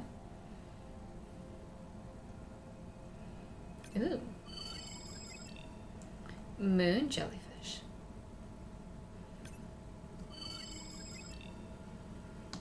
Sardines.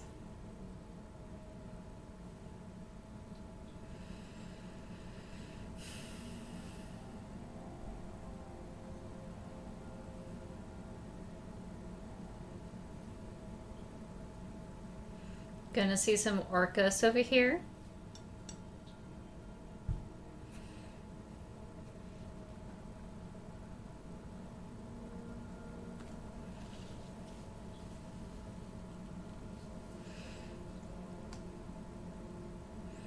I have to say, I feel like the fear of sharks is a little bit overblown.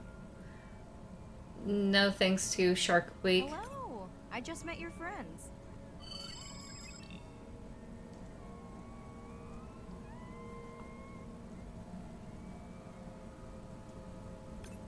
Are we sure no one's tracking them? Nothing has turned up.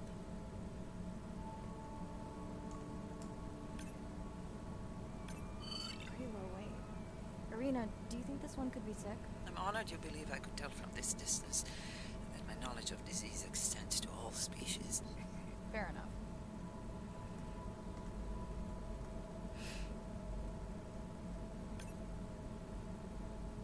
Ooh, this one may not make it. I hate to say it. But it's a real possibility. That one is just not doing well.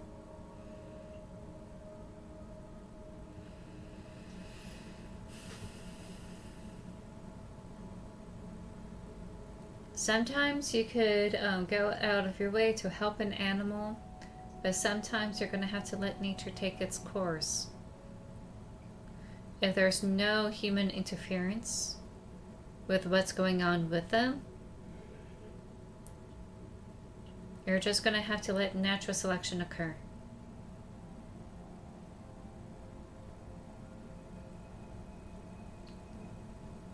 Unless it's a disease that's actually going to wipe out the species and it's going to cause serious issues. The baby's pod out here?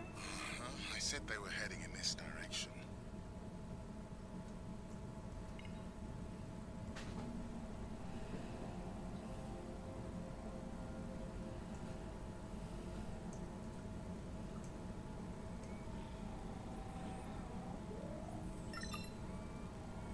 Andre, the buoy is glitching. I don't know what range you've set, but I think I'm hearing all the animals in the Pacific. Yeah. Too many sound signals for the software to keep up. I don't know what kind of party I'm crashing, but pretty sure I'm gonna love it. Ooh, look at this. It's a bait ball. Humpbacks? Orcas? Very unusual, but everyone's gotta eat. Are you safe down here? I'll try not to be mistaken. That one orca that isn't doing well is not here. And that is so concerning for me. Okay, we need to scan this beauty.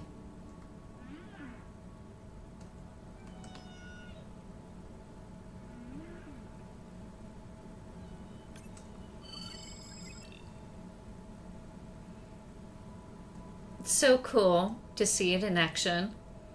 And they will just dive through to eat it, and they will disperse just like this. It's so cool. And they will keep feeding like this until Of course they're all gone. Never like being left out of the action. They want leftovers. Good luck to them. They're up against bigger stomachs. Some of them might be able to make it. Form a new school.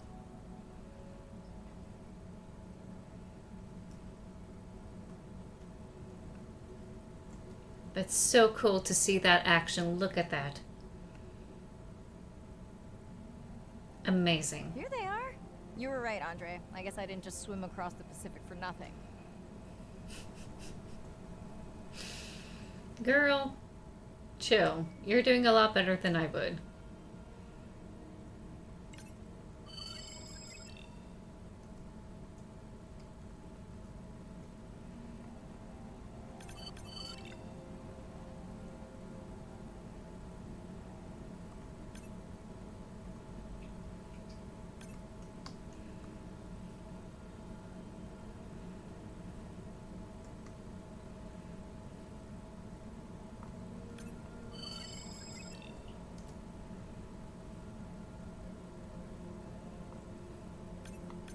Are there fewer than before in this pod? Or am I just getting faster at tagging? No, definitely fewer. But maybe the others are hunting. No, don't leave me. The mother stayed with the baby this time. Okay, ready for playback? I've prepared a coder you can activate from your dive watch.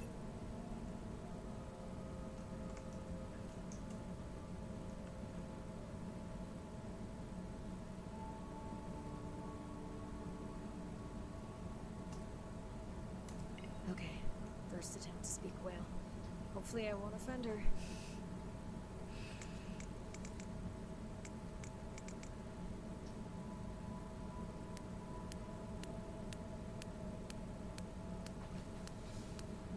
Echo clicks. I could feel it across my body, just checking me out.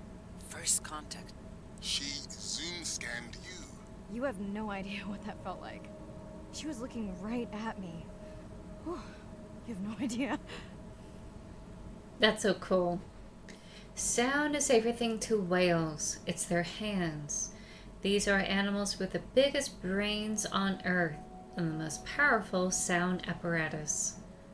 Dr. David Gruber, marine scientist and explorer.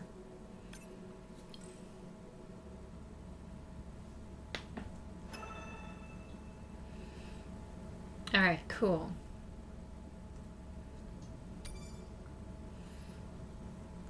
Let's see. You know what? Let's go ahead and watch some of this. My family used to go to the beach every summer. For me, that was my favorite thing to do all year long. Hearing the seagulls, the sound of the ocean pounding on the beach. For me, that was just grounding and relaxing and fascinating all at the same time. The physicality of the ocean is one of the things that, as a kid, attracted me the most. That thrill of just having that ocean energy push me along. You could just ride all day. There was no lift tickets, there was no fees to get into the ocean. When I describe to people what it's like to dive on a coral reef, they're like, oh, I never thought about that. They've never had a shark swim right beside them. Look them in the eye and give them a little fright for a second before they realize that the shark just wonders what I'm doing, just like I wonder what the shark is doing. I started free diving. So when I think of diving, I really think of free diving. Like, this is what whales do, right? Take a big breath of air and they hold that oxygen inside their body. This ability to free dive down to where the scuba divers were, swim around and come back up, was just so free. Nothing on, no equipment. I just love that. It made me feel like a fish. When I did my first submersible dive, I realized it wasn't just that I was meant to be out on ships. I was supposed to be in the bottom. I don't think anyone has ever measured endorphins in submarines, but I can tell you they're probably through the roof. The first time I was in a submarine, I saw that life down there and 50 new questions popped into my brain that wouldn't have come up because it was this immersive experience and I just felt it. And that's footage from Blue Planet 2. You're overwhelmed by this sense of wonder. You're humbled by this feeling God, of that's there's so much gorgeous. I don't know about the world, and you're stimulated to figure out how this all works together. I'm a marine biologist. I'm someone who studies the ocean from as many angles as I can. When my kids ask me what I do for a living, I tell them I'll that let you I'm all an know what explorer. that I'm an is, aquanaut. a little bit I later. dive down to the bottom of the ocean and I see things that people have never seen before. How lucky am I to be able to share this amazing habitat with the rest of the world? Okay. So let me get back in here. Oh no, do they have a way to track through? Okay, hold on. Things, no fees to get in. Look them in the eye. Diving, like, this is what whales were.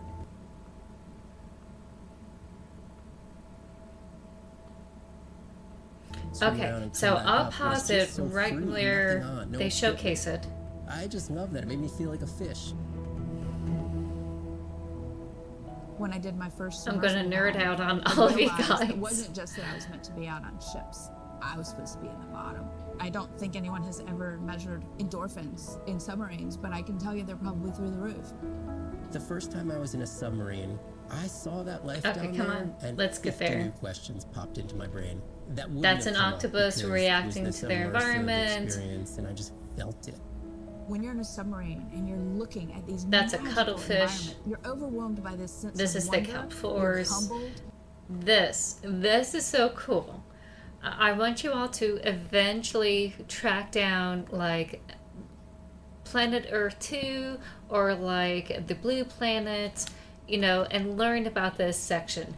This is not sand. What we're seeing right here is not the sandy bottom of the ocean. It's a different salt content water underneath the ocean. There is a pool of brine that has the higher salt content compared to the rest of the ocean, and it had settled to this bottom pool area, and you have all these mollusks that are like chilling out near the edge of this brine pool, and we have these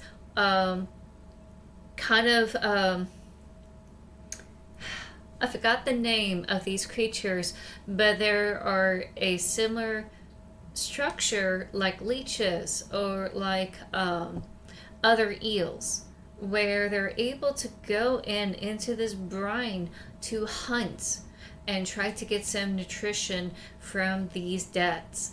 And sometimes they're able to like handle the conditions and be able to submerge from that type of briny, high salty content, and sometimes they get a little bit overwhelmed and have a little bit of paralysis, and eventually they will like recover and try again. So just want to like showcase and like talk about this some more. This is like wild. I never thought something like this is possible.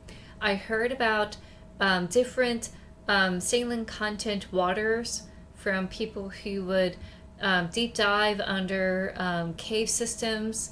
Sometimes you have clear crystal water. Sometimes you have a different brine system that's just underneath it, or like have a mixture between fresh water versus ocean water. And fresh water doesn't have the salt content like the oceans. And sometimes you think you're servicing up to the air, and it's not. It's fresh water, because it's that clear compared to the normal water of the ocean. I just love nature and science like that. Something I won't be able to like put into my books, but it's just fascinating to learn and understand these kind of things. As a child, I had no idea how important the ocean is. That the great majority of life on Earth is in the sea. That the greatest diversity of life is in the sea. My name is Sylvia Earle. I'm a scientist, an oceanographer, an ocean explorer. I've spent years at sea aboard ships and thousands of hours under the sea. I've seen things others have not.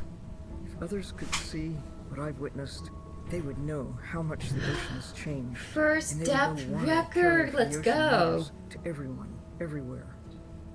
The ocean is Earth's life support system, generating most of the oxygen in the atmosphere, capturing much of the carbon dioxide produced by human actions. The ocean is the planet's living blue heart. Every creature has a story. Every one. Whether you're looking at a little crab, or a starfish, or a shark. If people stayed on the shore and never got underwater, how would we ever know that fish, they have communities, they have faces? Their importance as fellow citizens, as cultures, as amazing creatures that we can learn from. There's a lot of water we now know elsewhere in the solar system and elsewhere in space. But to have a liquid ocean with frozen polar areas, it's taken 4.5 billion years to shape the world in a way that is favorable to humankind. It's taken us about 4.5 decades to significantly unravel systems. No ocean, no life. No ocean, no us. Absolutely.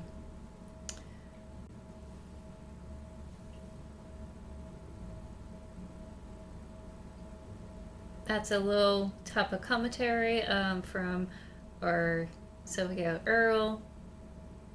So cool to learn that new factoid. And hopefully she's still around. Really don't know if she is. But we need more people like her to continue to, help take care of our oceans and our environment.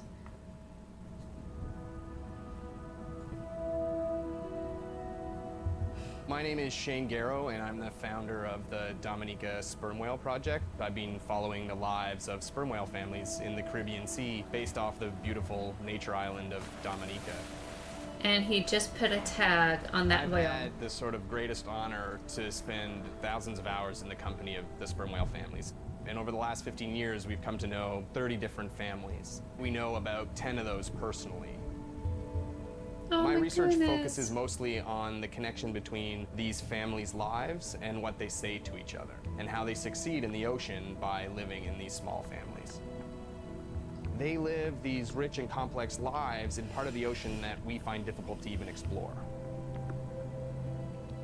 Sperm whale society is matrilineal, meaning it's grandmothers and daughters that will live together for life. The young males live in the family until they're about teenagers, and then they go on this sort of open ocean wander for about 15 to 20 years before they are breeding age. But females will stay together for life. They communally raise and defend their babies, and they live in this sort of community of neighboring families just like we do.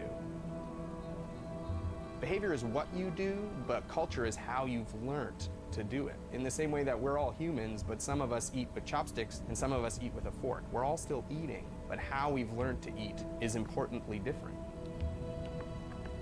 The secret for how these animals are surviving are these traditional behaviors, and that's why every calf counts. Every female calf is critically important, and each one of those that we lose so much potential. I think one thing that my research has shown is that our lives are really similar. The values that we have in our families, love your mom, be a good neighbor, learn from your grandmother's experience. And ultimately, life is about the quality of the relationships that you build with those around you, whether you're a whale or not. The secrets that my grandmother learned are helping me to survive now. Ensuring that these grandmothers survive to be grandmothers to share their stories, and ensuring that these babies live long enough to learn them is what's going to enable these animals to be around for a long time. You also see something very similar with elephants in Africa. Most of them are very matriarchal, where the female bull guides the herd to like certain locations, depending on the season, whether it is a lush season or a dry season.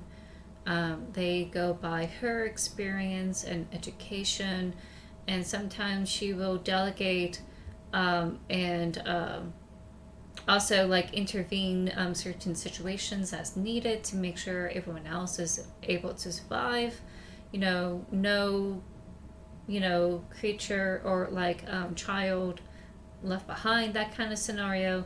So trying to keep these grandmothers while also trying to provide space for new life is just as important when it comes to conservation, especially for intelligent species like these. So I'm gonna do this one. Hopefully you guys won't have to deal with ads while watching this video.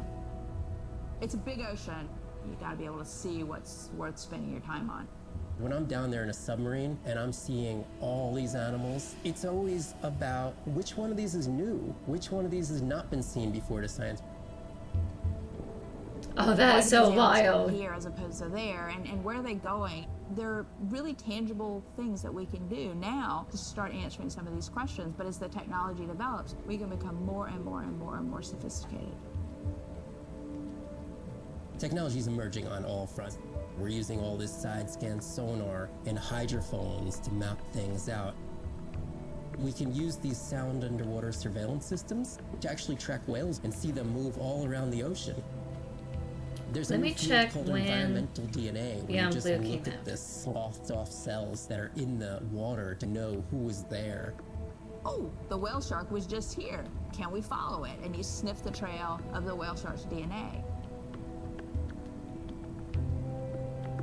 How am I going to understand a shark if I'm thinking like an old world primate? We're totally different. Oh, it came out several years in 2020. This is 5 years ago. Hardware, to measure the light and to build the camera, so we could get all these hints into how that shark might be seeing the world. It's like a detective story. The more we learn about these creatures, the more we'll be able to live with them better and understand them. Oh, whoops. I didn't realize we were in ads, so let me pause here. I never had a chance to like swim around in the oceans or like go to any beaches, but my mother had a opposite experience. She was able to do some deep diving from her hometown. They live in the Bay Area, and she was able to like see all the cool creatures, all the beautiful wildlife that's down there. She has she doesn't like sharks. Most of the sharks in the Bay Area tend to be there to like hunt for food, and there have been incidents about like people having a shark bite for being mistaken as seals. The way people dress up in their scuba suits, it's black, and if they're just floating on the surface, they're going to think, oh, it's a seal that I'm going to eat. And the moment they like taste like human, they're like, oh, I don't want this. And will try to like spit out the human.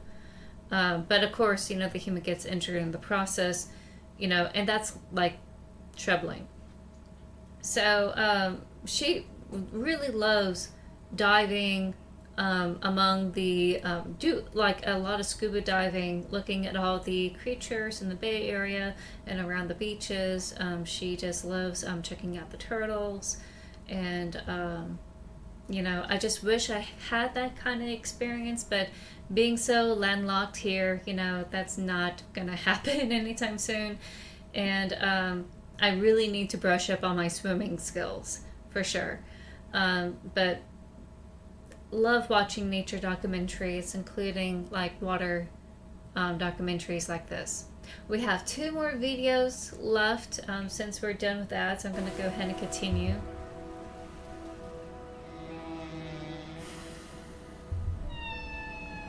What we know as That's humans the classic about whale whales sound comes right from there. just a few scientists so far, like Roger and Katie Payne. They had background in music, and by kind of mapping out the songs, noticing that if they would look at this almost like a song sheet, every 15 minutes or so there would be a repeat.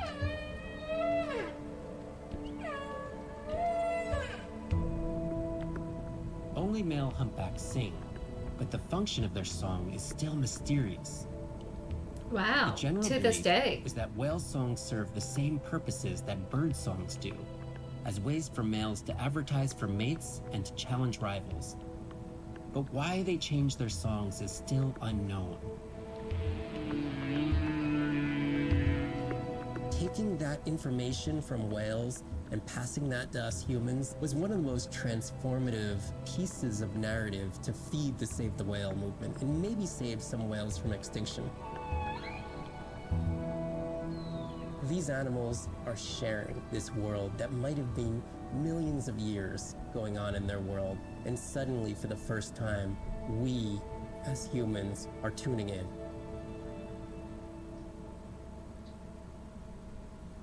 So a little snapshot on whale songs. Ooh, how ocean life practice collaboration to hunt. So we see a lot of multi-species hunting on sardines and other minor fish. And it's so fascinating to watch. If people stayed on the shore and never got underwater, how would we ever know that fish like one another? When you see fish interact with other creatures, like the octopus and the grouper, who go fishing together, they communicate in ways that That's we right. don't know what they're saying, but they They know what they're discovered saying. that the grouper and the They've been on the octopus Earth were for able to hundreds of millions hunt of years. together as They've had a partners. long time to figure out these close relationships. Sharks actually might prey on dogs. In fact, they found out that the octopus uses the grouper kind of like a hunting dog to flush out the fish, and the octopus will catch the prey that's like coming out of its hiding. And sometimes the octopus will catch it, sometimes the grouper will get it. I think there was one moment they were able to capture an octopus feeding the grouper from their hunting expedition together. It's just so fascinating to see that on the documentary. Awesome. Absolutely awesome. Let me go ahead and turn this off here. I will gush about nature documentaries all day long. I definitely will. Dolphins in a natural setting, but when they are presented with a bait ball, then they work together for this common goal to feed on the fish. In fact, this is making me want to pull out all of my documentary videos and just watch them again. We had dolphins, the bait was shifting everywhere, animals were coming in, moving out, just moving so quickly.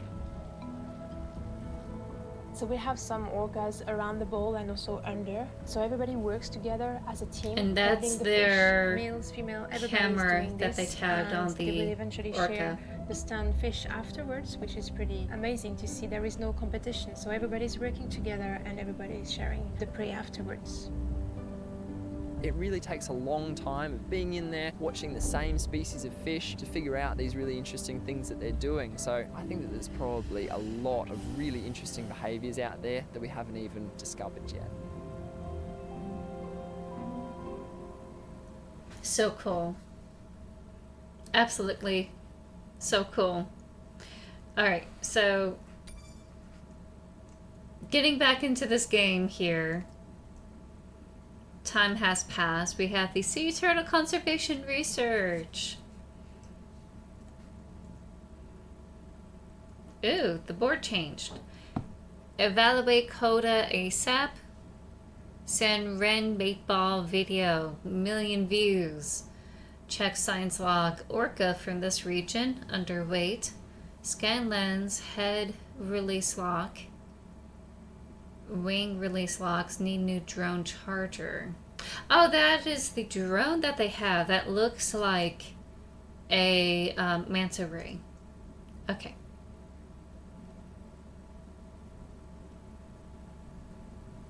I wonder if we had scanned enough to like learn more about these fishies. Let's see. Still working on some of them. We haven't discovered all of the info yet.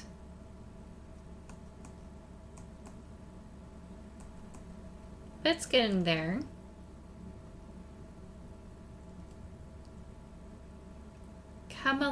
Along came a butterfly, a book of poems. Ah, Naomi Ito.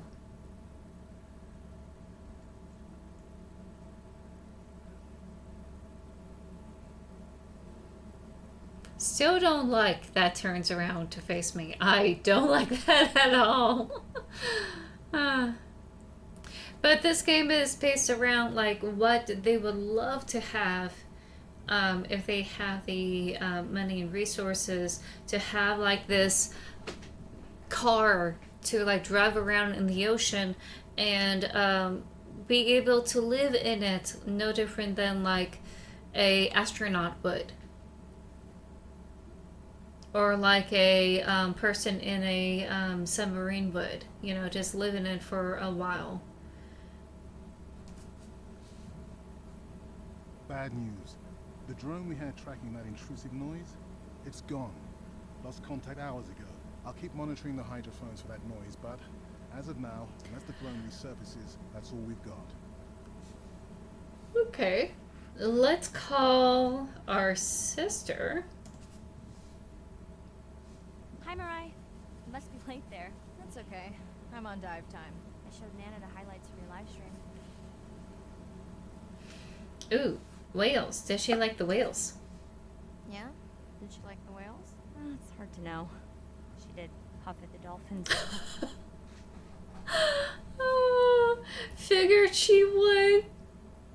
I hoped that would get a reaction. I'm not sure it was a good one. Are you doing okay with her? Kind of. You do this better. Did you want to talk about next semester? When you get back. It's complex. No, I can look at coming back earlier. That's crazy talk. Go speak to your whales. Gonna try. Catch you later.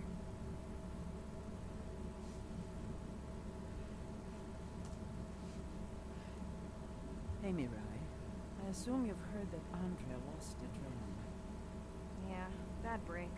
Did we get any usable data from the drone before it went missing? You'll have to ask Andrea. He hasn't given me an update. I think he's upset that I suggested we'd still have the drone if we used it for its original purpose. It's crazy that we only have one mapping drone. If this were a space mission, we would probably have 100. You sound a little frustrated. Is that with Andre or the drone situation? Both. I did choose not to go with her thing. Harsh.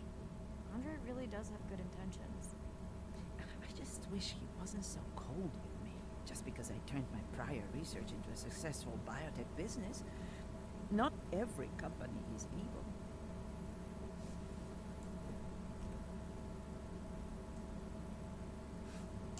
Give him time. He'll lighten up. I know he thinks your current research is important. And impressive. It is. Actually, that's nice to know. Was that a yawn? Did you get any sleep? Not really. In the drone, staying up to chat with my daughter, I spent most of the night staring out of my cabin window at the moon. Ooh. Loved to take me free diving in the moonlight. It was magical. It's like the whole ocean glows. Sounds like a fun grandmother. She was. Is. She's alive, but suffers from dementia. Sorry to hear that. Thanks. Nana moved in with us after our mom died. I was 12. I was 4. Are you and your sister close? definitely. Yeah, most of the time. It's complex right now. Where is your daughter? She's at university in the UK. What is she studying? Pre-med. But she also has a passion for music. She's been playing in the same indie band for years. What's her music like? Ooh. Hard to describe. I'm sure Sophie would love for you to check it out. I'll send you her latest single. Ooh. Isn't your sister also at university? My sister, took a break for a few years. But she's back now. There's a story there. Not my business. Tough love, tough stuff. I'm gonna go with tough stuff. We both have. I just seem to have an easier time adjusting. Oh, Myra.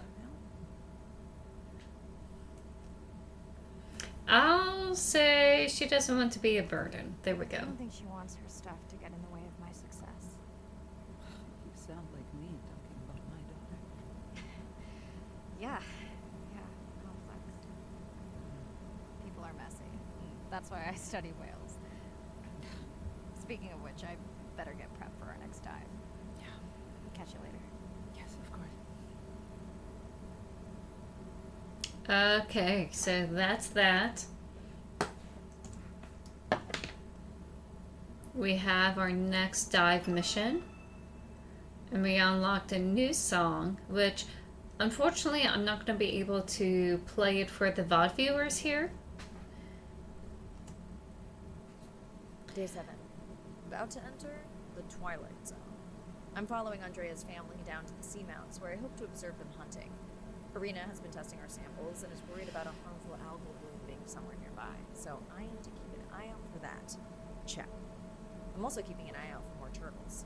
I know they're out there, ready to dive.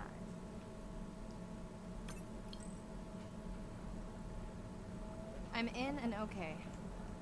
And we're streaming. Hello, everyone. Welcome, or welcome back. I am diving near a seamount region, also known as the Twilight Zone, because it is just beyond reach of the sun. And we'll be taking some questions live, so be nice. We'll also be testing a playback system to interact with whales.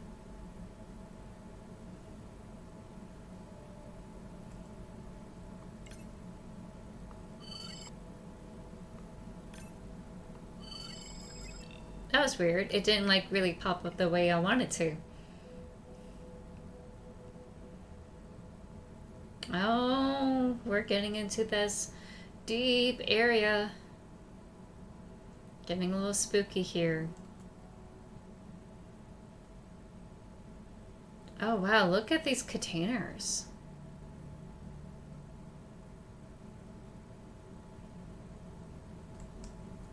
Want to hear something cool? So do I. I'm hoping that buoy can send a little message to our humpback friends. That's right. Andre is going to serenade some humpbacks. Well, not me, but using a song I generated from other recordings.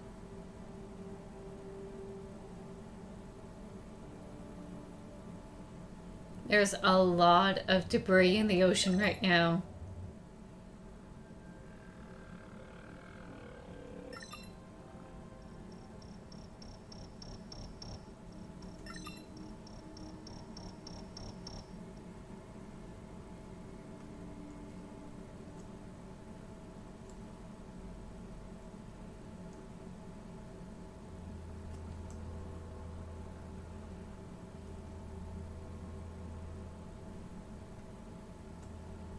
Okay, time to see if any humpbacks respond to our song. Jordan wants to know how you will know. Great question. If we have recorded him before, we'll see if the influence of our song affected his. Scientists believe whales from one region can influence the song of whales from another when they mix.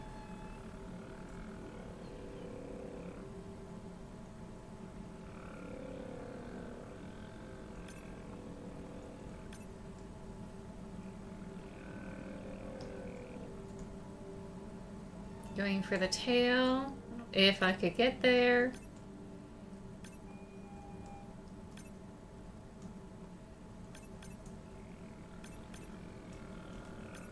Still a little bit finicky with the controls, something I just really don't like.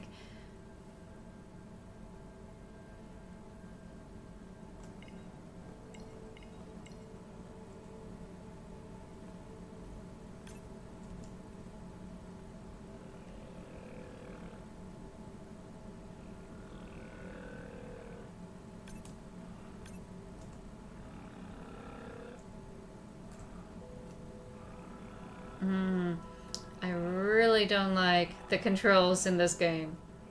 Okay, hold on. There we go. Hey Andre, we've recorded a song from this one before, right? We have. How quickly can you compare his two songs? Well, I need to wait for his song to complete at least one full cycle. And how long is that? 20 minutes, maybe more. Wow, that's a long, slow ballad.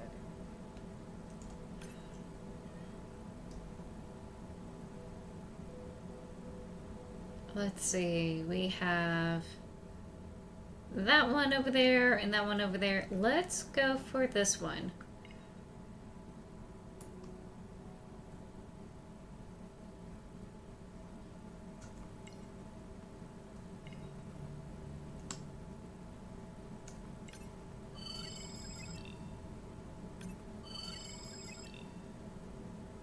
That's right, they're called pilot fish. I kind of forgot. Orange Ruffy. I never heard of those before. Another leatherback turtle, Andre. And feasting on some moon jellies. That is odd. Is that the same one we saw before?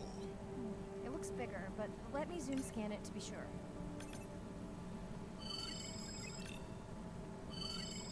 Let me get the jellyfish here. We need some jellyfish points.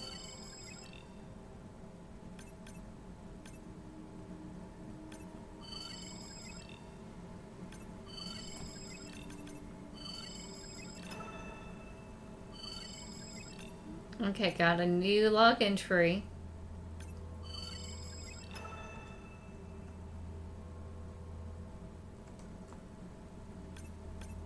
We can run the sample in the lab, but I am sure this is a different one. Do they typically travel together? And wouldn't it be surprising to find two this far off course? Yes, it would be. And yet, here they Welcome back, turtles. Enjoy your beautiful moon jellies. are. Moon jellies are beautiful. There is a decent chance this jelly will Yum, yum, yum, regenerate yum, itself. Do tell. Yum, In yum, yum, fact, yum, yum. a few species of jellyfish are technically immortal. They can revert from being full grown to their younger state and essentially start their life cycle over. Thank you, Arena, who will make us all immortal one day.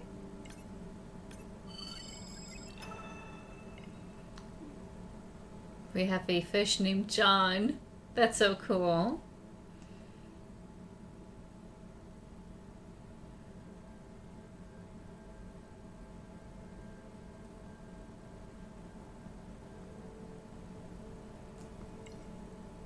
I think we already looked at that whale.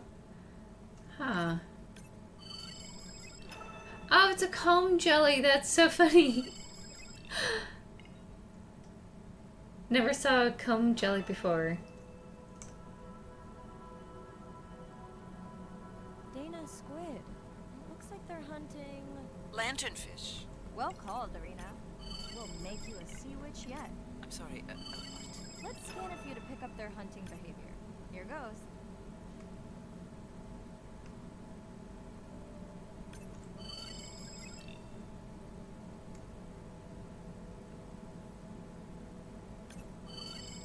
Scott from Denver wants to know if they eat each other. Some do. I think this one was upset he missed out on his prey. And there's one bringing back clothes. That is so cool.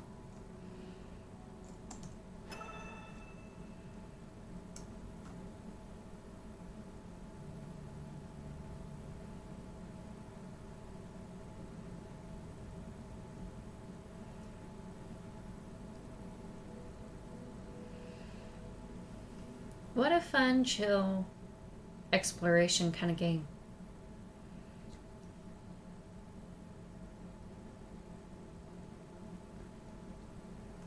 All right, time for the buoy.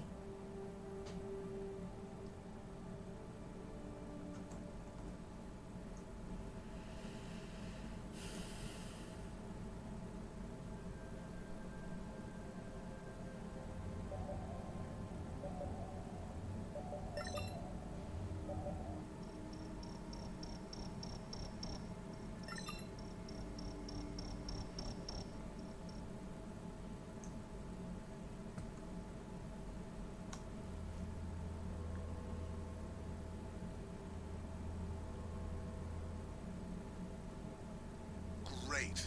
I've been waiting for this. I have just activated your UV light. First of all, don't mess with my suit when I'm diving. Secondly, you spoiled my surprise.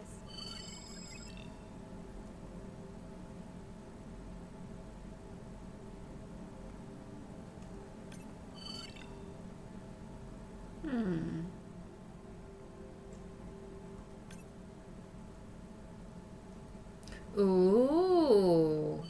Swell sharks have developed biofluorescence to communicate with each other. Their eyes have special adaptations for the UV light. Now you can see what a swell shark sees. That's what I'm talking about. That's cool.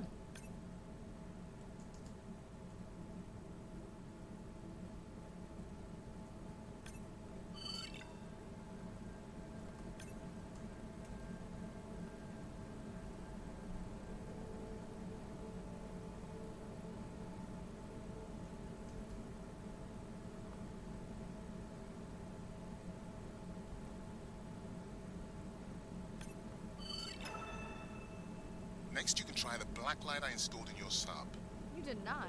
You did install it in your dorm room back in the day. Your wife showed me pictures. Well, uni was a good time.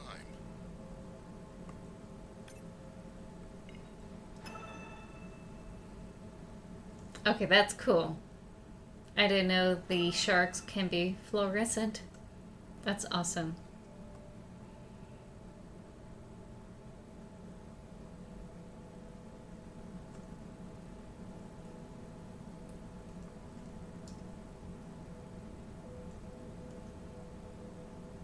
What am I looking for here? Oh, one of our sperm whale tags must have fallen off. Andre, you really need better glue for these. I don't use glue.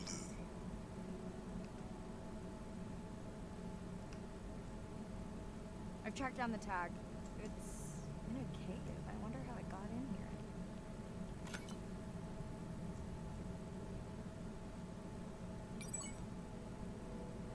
Oh, an octopus. Oh, what the? Mirai, An octopus. are you okay? Other than getting inked in front of a live global audience? You know, you might want to get that off you. It will probably attract predators. Oh, wonderful.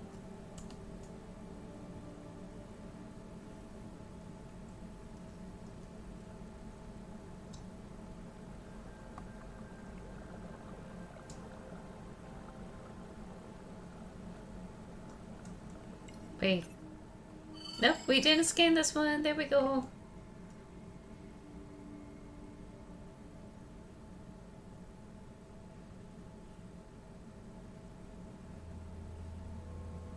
Okay, last boy of the dive. How are you feeling? Chances of suit holding out until the end of the dive? Good. Hope seeing if our humpback song had any effect, well... You know this, but for the viewers, science is not magic. It takes patience. I'd like to believe in a little magic. I like to believe a little bit magic. I love that.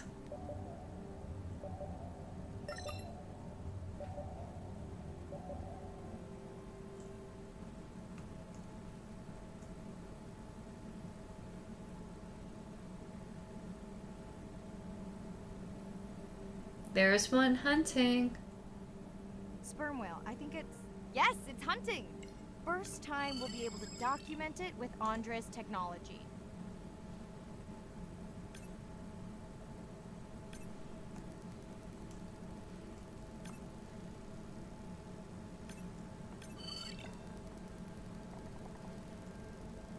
So cool. Come on, come on. And then the buzz. I got it! Raj from Mumbai wants to know, what's the buzz? I think he was making a joke. Got it. But what is the buzz? How is it used? We're not entirely sure, but definitely associated with being close to prey. This is just a warm-up. The real fun will come in the deep. Sometimes some whales will eat squid, but not the sperm whales. The sperm whales go after krill, which is why it's so important that the krill still continues in our system. Another cum jelly!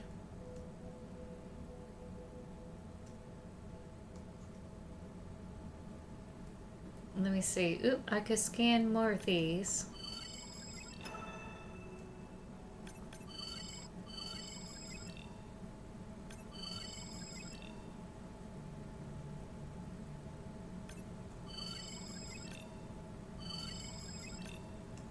Okay. We'll learn a little bit more about them.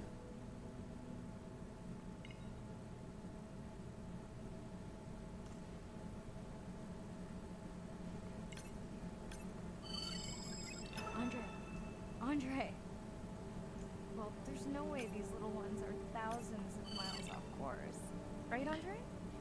Aww. Right. Let's scan a few of these to get their gender. There's a tiny tag here. Andre?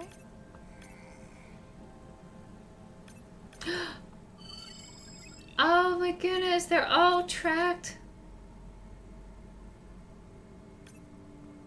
Chen from Shanghai wants to know why you care about their gender. Well, their sex is determined by the temperature of their nests. Warming beaches wiped out the turtles in this region. Believe in a little magic now, Andre? They just start, but let me check on that tag first.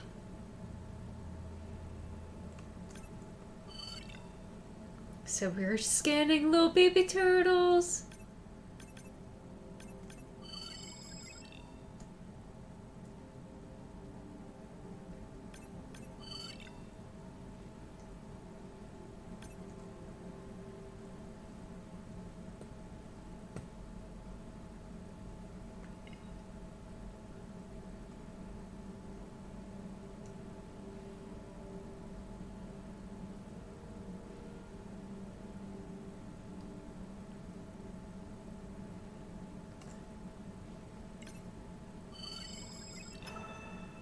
Oh, Super Chimera. Ooh. Oh, that is so cool. Look at that. Oh, oh wow. That's so cool. Oh, here's another one.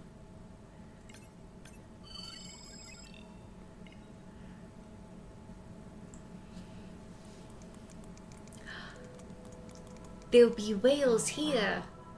Glad we didn't miss this. Beautiful. Yeah, they must have been hunting down past the rift. I think we found our spot for our first deep dive. Mirai, check out that one closest to you. What's that on its skin? Not sure I Oh, can catch them. propeller They're headed to the surface. scars. Might just be a scrape from a ship strike. Yeah, let's hope that's all it is. Let's end it here.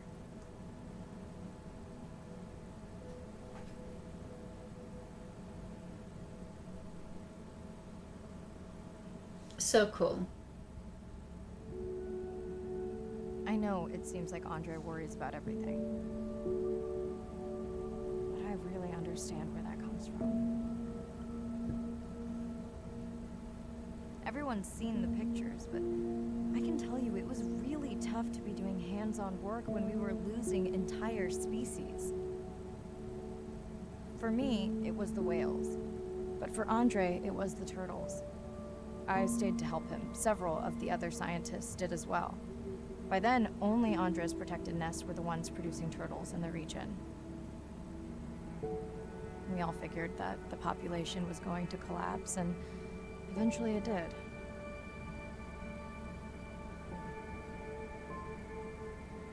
But seeing this large man spend day after day carrying tiny turtles from the nest to the water, it inspired us to stay.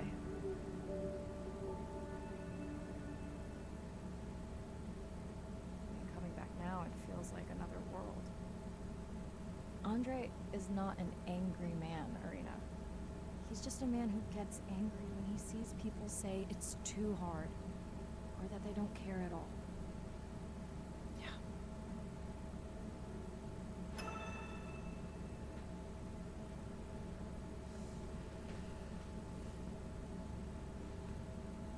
We're not really out of the woods when it comes to turtles, but there are more people helping turtles out and trying to keep them protected on their beaches, making sure that they're not disturbed, trying to prevent too much wildlife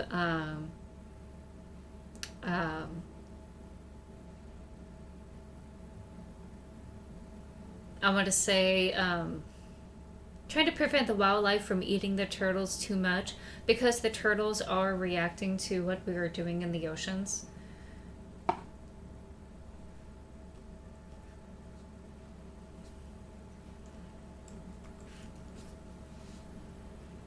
Hi, Mirai. Sorry to miss the post-dive brief. I've been listening to our humpback recordings for hours and got myself in a kind of funk. Eventually I started listening to the humpbacks and then switched to Miles Davis. I don't see any clear sign that our playback influenced any of the other whales yet. But He got sad about the baby turtles. Sorry to be in such a mood. Don't know what to make of those turtles or what's going on with our sperm whale family. Right. Catch you in a bit. He's just a big softy.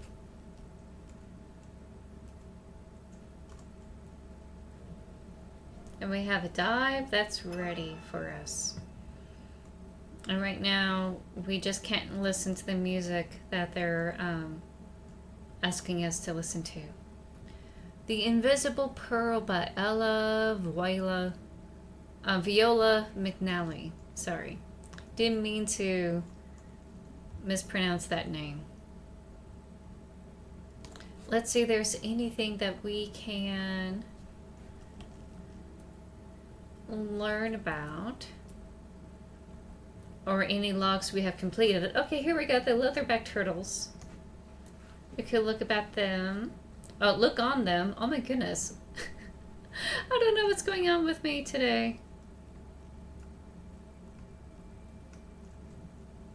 I kind of like how they did the 3D modeling on these creatures. So cute. Yay. Alright.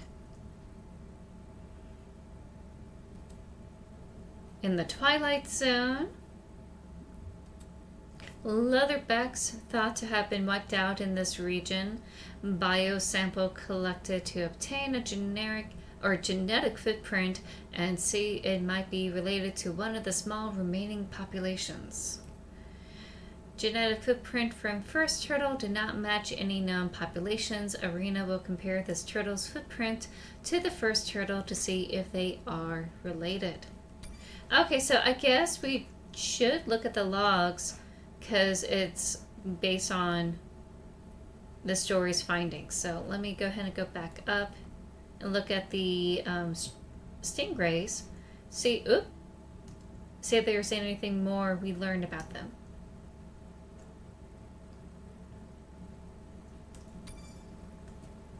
Nope, not much.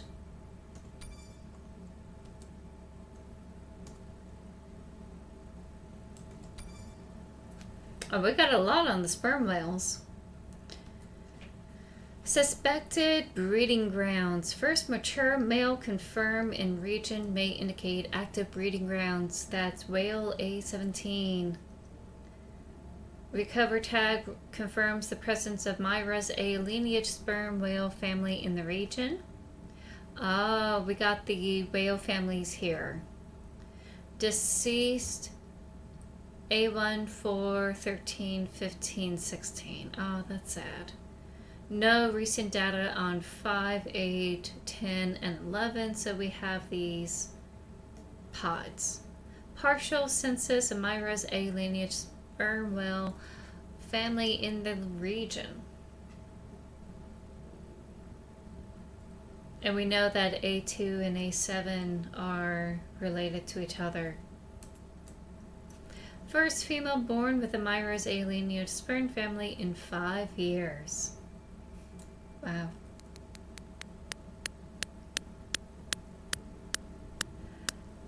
Click sounds during active hunting a squid. And I bet you that's probably real clicks from a real animal.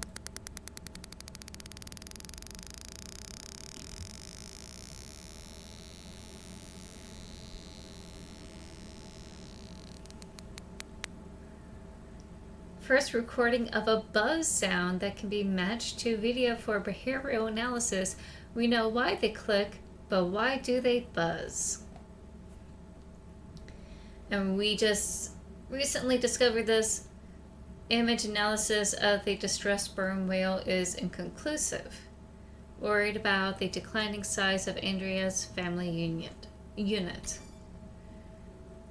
Alright, now we're gonna look at this baby. The baby. A17, baseline flick and scar signature recorded for Andrea. Aww. First vocalization from A17.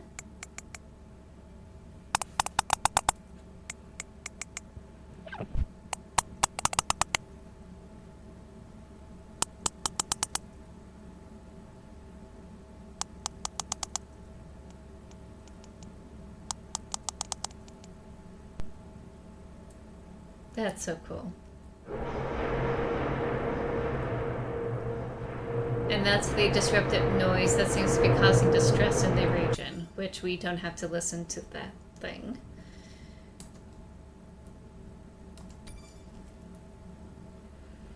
Oh yes, they were talking about that in the videos. Andre has developed a song generator based on the early work of Dr. Roger Payne that we will train on humpback songs. We will try to create an original song that influences the song of other whales. And one, it's not an individual already in the database, it's a new dude.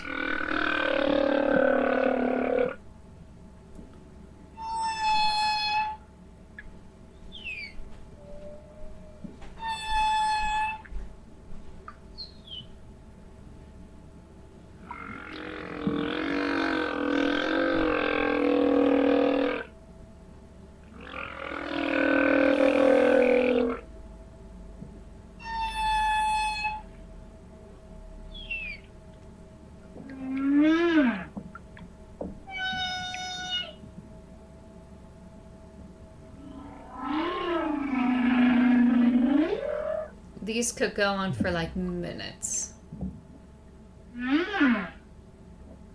That's so cool.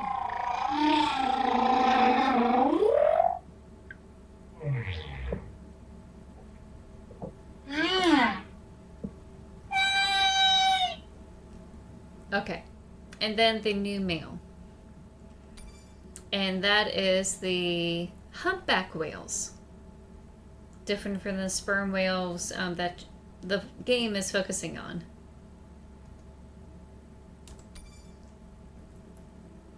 We have the dolphins here. Pleased to see a healthy population of young dolphins in the region after the crisis that impacted the populations of whales and dolphins throughout the Pacific. The antimicrobial properties of these coral are being studied for how they might help the dolphins resist infection. And there's the whistle records. And if you hear them buzzing,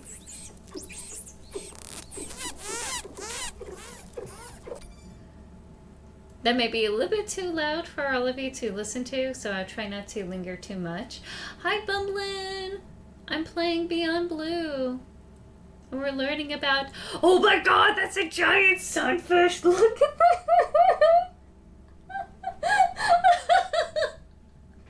I love how derpy his face is.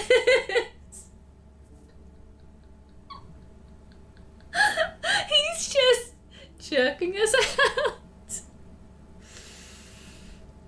Like, hello, what are you doing over there? Gonna ask how derpy he looks, I know.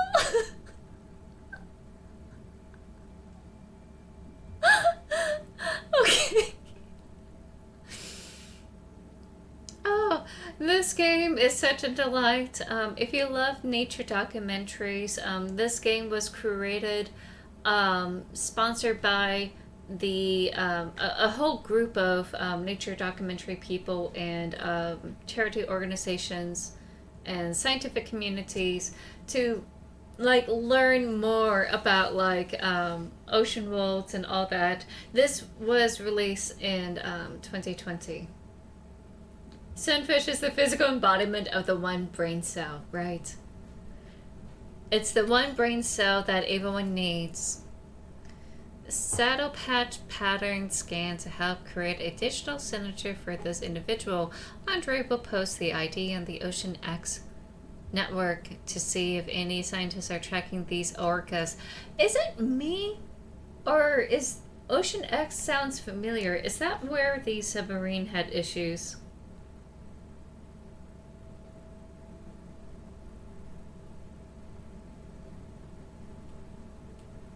Hold on. I'm gonna try to look it up.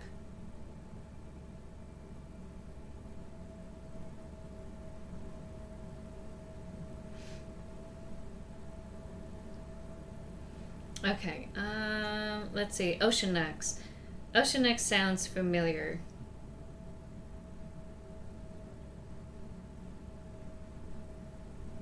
Oh, it's a non-profit ocean exploration initiative. PlayStation controller submarine, those...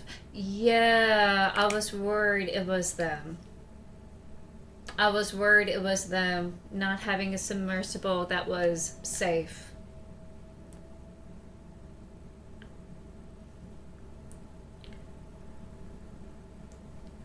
Because they're talking about how they're revolutionizing the oceans and how awesome they were. I think they're just burying that scandal right now.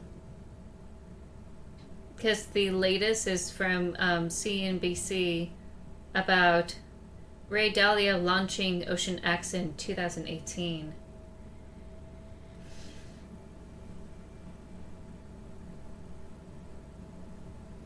Yeah. It's sad because you thought that, you know, they were able to do a lot of cool tech. Like, unfortunately, AI is really manifesting to something else right now. But, like, they were using some AI way back when to, like, research and understand whale songs and other noises and trying to find, like, similar correlations between these sounds. And trying to do like data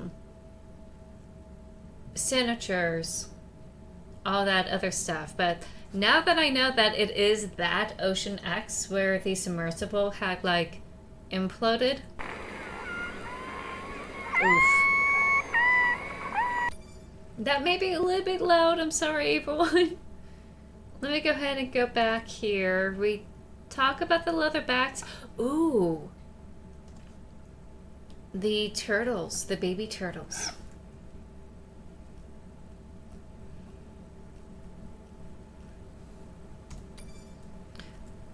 Biosample to determine sex and log genetic footprints.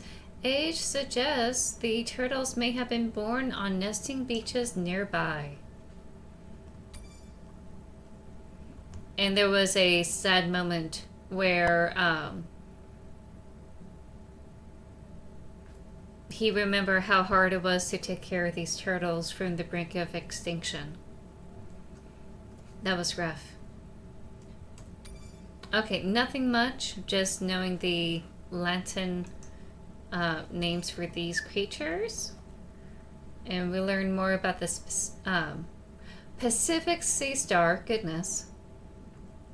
Oh, no, no, no, no, no, no, no, no, no, no, no. Okay.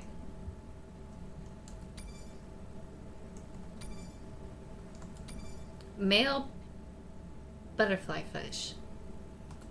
Yeah. Cute. Let's see, we have probably only one log for the parrotfish here.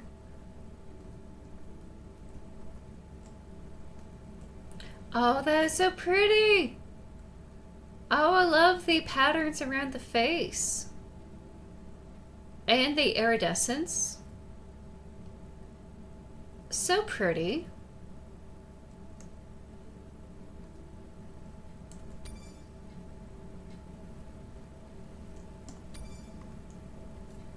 And here's the Umbreon version.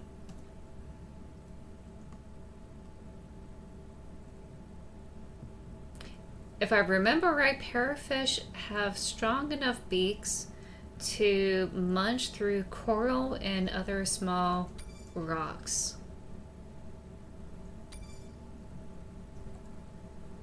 Okay, we will only know the scientific names for some of these things here.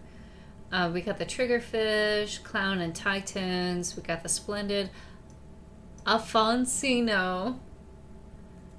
Never seen this before. Remora? Oh, wow. Wow, those ridges are so cool.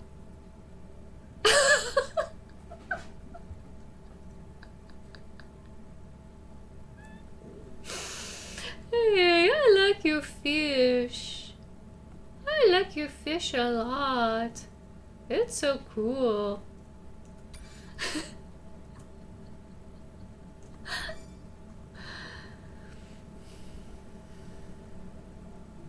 Wow, we also have this type of fish here.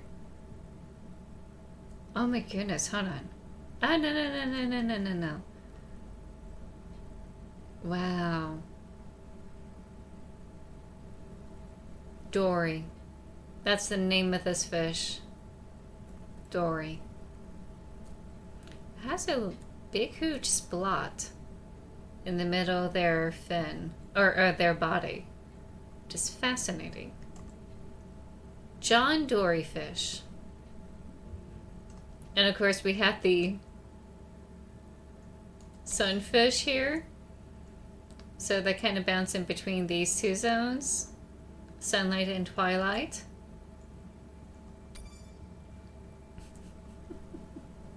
I didn't realize how huge they could be.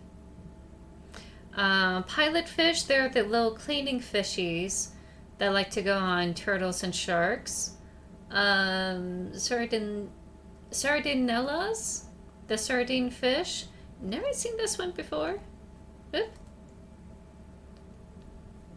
That's a roughy. That looks like a skeleton on the outside. But it's just a huge row of scales sweeping down its body. That is so cool. Also kind of a little scary with how the ridges are around the eyes. A little bit intense there. Look like the typical, you know, Resident Evil monsters. Maybe that's where they get it from. Ooh, new Pokemon drop. That's a silver chimera. Some people say chimera. I say chimera.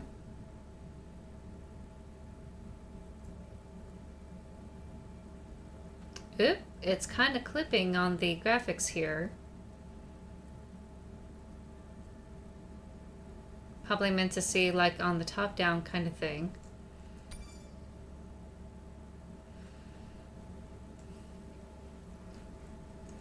Part of the Chordata family, so under the same family as the sharks and other cartilage species.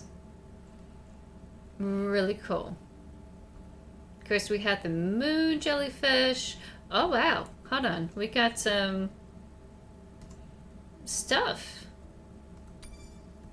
Oh no, it's only letting us know they're in the Twilight Zone. Never mind. Probably same thing for the Dana octopus here.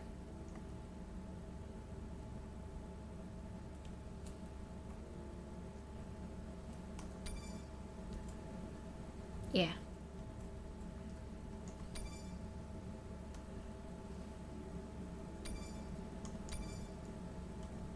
There we go. Sorry, the controller's a little bit finicky at times. Or at least my understanding of the controllers. This is a whale shark. Look at him. It's got a big mouth. So cute. Oh, we got some stuff. Tag trace. Andre will trace the origin of the tag to see what study might be in progress with this whale shark. New Wi-Fi tag deployed to enable acoustic tracking. At least that's what they hope to do. This game is talking about like the hope and aspirations, what they would like to do. It may not be the same type of Wi-Fi tracker that they would deploy, but something similar. And we got a little, I think it's a reef shark. Yep, white tip reef shark. One of those babies. One of those babies that we have here.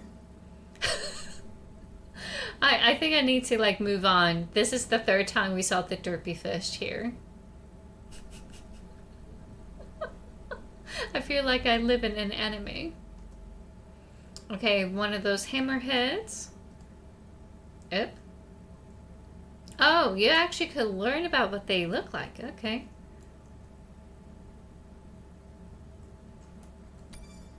What their behaviors are. That's so cool.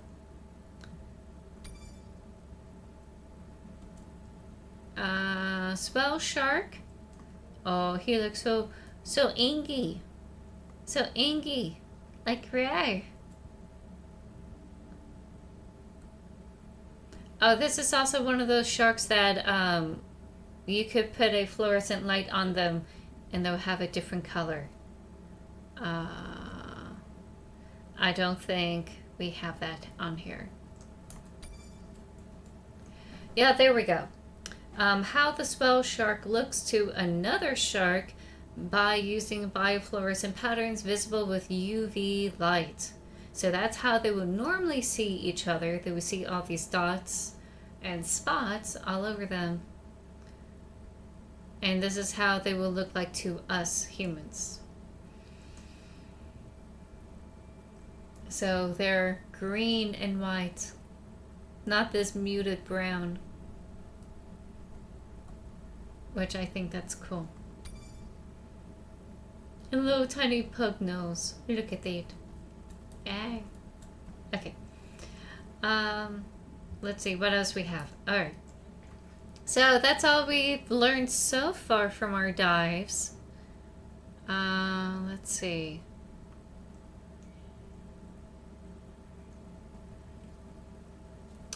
Turtle recovering. How? Where are the nest beaches? Ask Andre's sensor in K. Fall off. Distressed whales. Ask Arena. How close is the harmful algae bloom?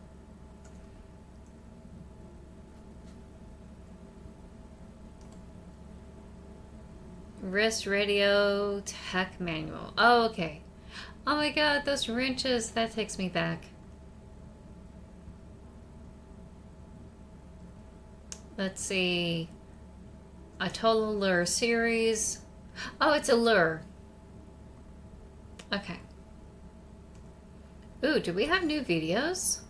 We have new videos for us to watch. Aging in reverse. Explore how jellyfish regenerate themselves, providing clues to understanding human aging. Jellyfish have mechanisms of self-repair. They're constantly getting like bitten by turtles and chunks getting taken away. 50% of the jellyfish population are wounded.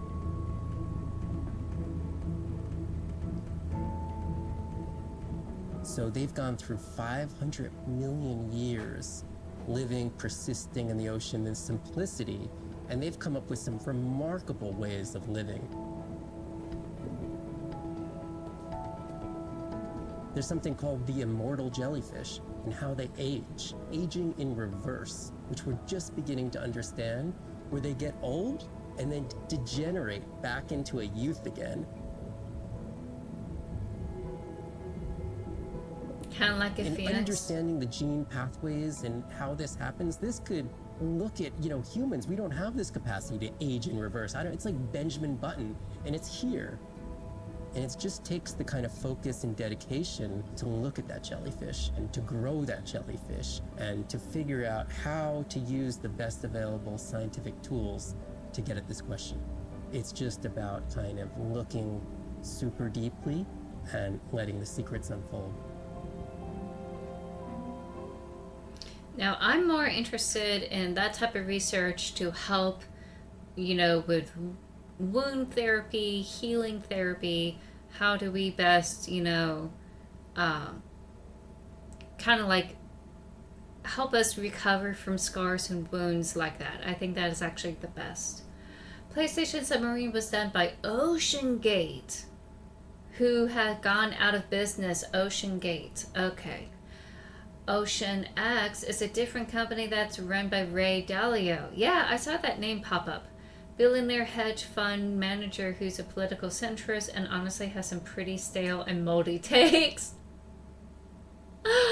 Oh my god, so is he just a little bit out of date on everything? Like, Jimmy Carter was the best president ever. And so was Ronald Reagan. I'm totally with the times. Oh, ads are starting pretty soon, so I'm just gonna wait here before we dive into these two videos. I have nothing against political centrists. You know, it's really the extreme ends of the politics that really gets me. Like, I get people who are, you know, like idealists. There's nothing wrong in being an idealist. There's nothing wrong in being an optimist and wanting the best for everyone, you know, and being hungry for that kind of change. There's nothing wrong with that. But sometimes one could go way too far in both political extreme ends, where one can get really, really out of touch. And on the very alt-right side, that can get pretty violent too.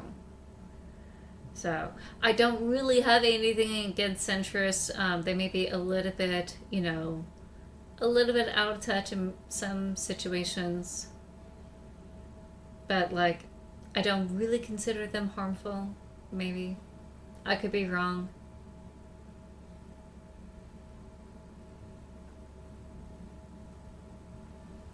I'm more of a liberal, in a sense. Try not to get too far into politics because of my contract with Four Horsemen. But like, I try my best to like express myself artistically about my views about everything.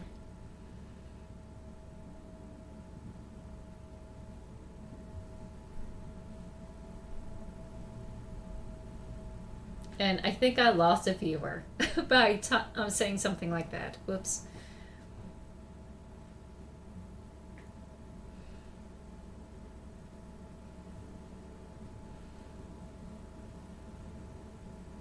Selling people are not like doing any sort of isms like racism, bigotry, hatred, misogyny, etc. You know, I'm usually open to like listening to people's, you know, different point of views. You know, I do believe it takes everyone to like try to keep everything going.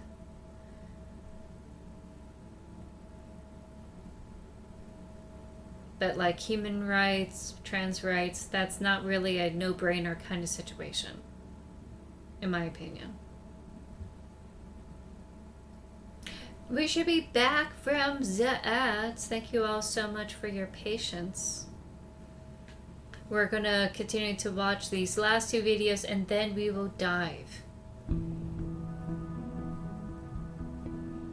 The energy from our star flies through the universe, through our atmosphere, and hits us. Wow, that's a beautiful view. Look at that. But now, when we go underwater, the ocean properties of water are like pure blue filter. So it's gonna filter out all these other wavelengths except blue.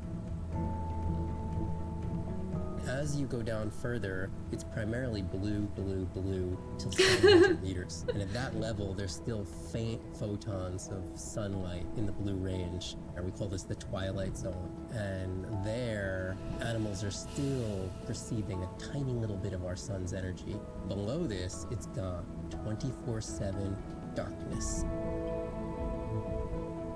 It turns out that there's a ton of color vision down in the deep, so it's like Gorgeous. they're Look making at enough that. light down there to be able to be satisfying all the eyes of the deep sea creatures. So it's not this totally dark world down there. It's still light. It's just the animals are making the light rather than the sun.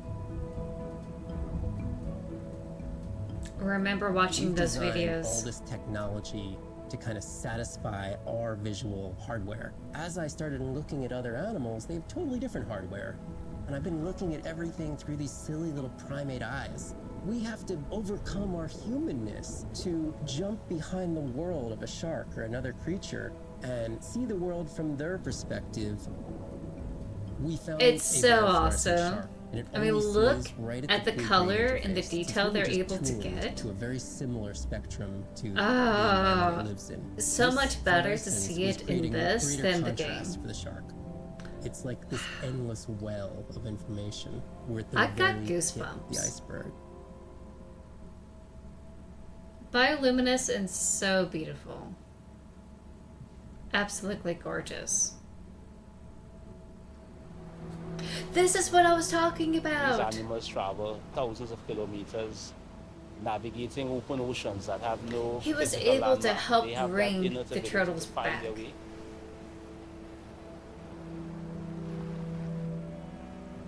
They're only sharing our beach for a short point in time, but they need protection because man has brought an ancient species to near extinction. I got involved at a time when hostilities were very real. People came with guns and machetes to poach a turtle. We would protect these animals at all costs. Because on the high tides, when the tide comes up, this area here will be flooded, right? So when the sea turtle lays her egg, I the didn't nest realize requires a poaching constant would temperature. And if we hurt recognize the that this turtles. nest is in a real bad spot, we choose a spot further inland on the beach that's I thought it was stable, something and then else. we would evaluate if the eggs were able to hatch because of us moving them. Fuck And in both poachers. cases, we're always right. So as the villagers began to benefit from the tourism that turtle conservation was creating, they saw that the turtle was worth more to them alive than dead. The children really love sea turtles. We educate them, but we involve them. And by so doing, we get them to a level of interest where they want to become actively involved. When we first started this conservation work, we would encounter at the height of the nesting season 30, 40 turtles. Now we encounter over look at 500. them! That's significant. Some people argue, well, that's nature. Leave them. Why protect them? But remember, humans have to intervene sometimes to help nature keep existing. We are the stewards of the garden. We are the stewards. I didn't realize how much human interference went into the animal's extinction rate. So that is important. Try your best, everyone, not to purchase any items that came from poaching. Try not to buy pets that are part of animal trafficking if you could help it. I know that sometimes it's hard to tell or to know these things, but they like going to rural areas to sell their goods, and just be careful. You know, they're trying to do this under, cover, and they try to avoid the big major cities if they can help it. Day 12. Day 12. Spent the last 5 days on Ooh. an endless series of depth tests of Andre's deep diving suit. Guess he doesn't want me to implode on the live stream. I do hope it's giant squid proof though. Oh my God. The mapping drone located a brine pool near where Andre's Was that commentary before it went AWOL. about Ocean Ready to Gate? die. When did that implode? Was that 3 years ago? Let me look at Ocean Gate here. When did that happen?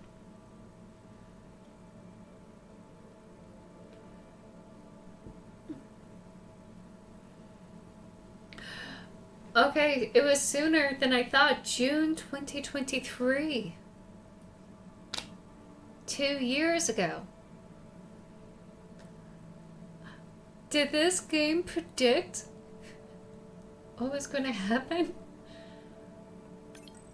Or at least that was always the concern whenever we do these. Oh, I'm in and okay. You sure sure I can't talk you into another test dive at this depth before we stream. Enough test dives. It's not like I'm doing a spacewalk. Girl. We're gonna talk about suit crush depth again? I think we can probably roll.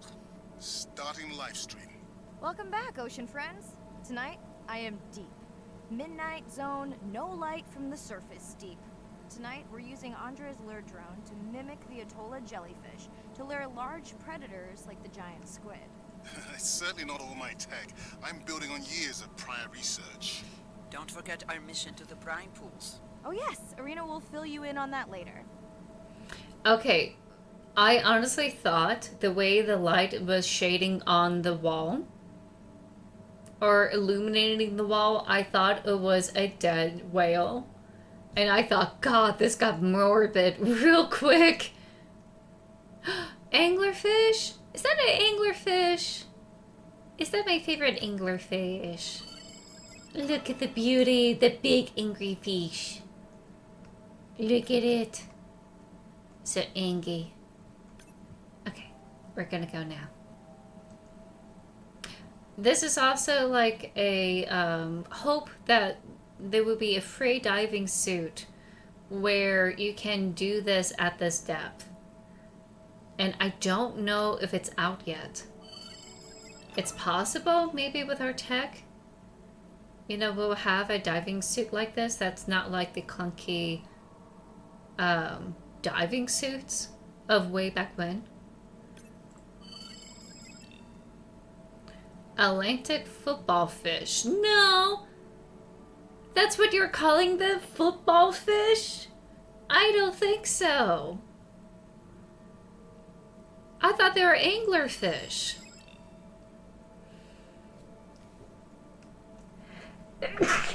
Excuse me.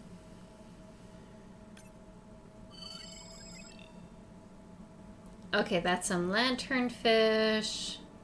What else do we have here? Probably more lanternfish, yep. And another cone jelly. Funny that they're like here at this depth.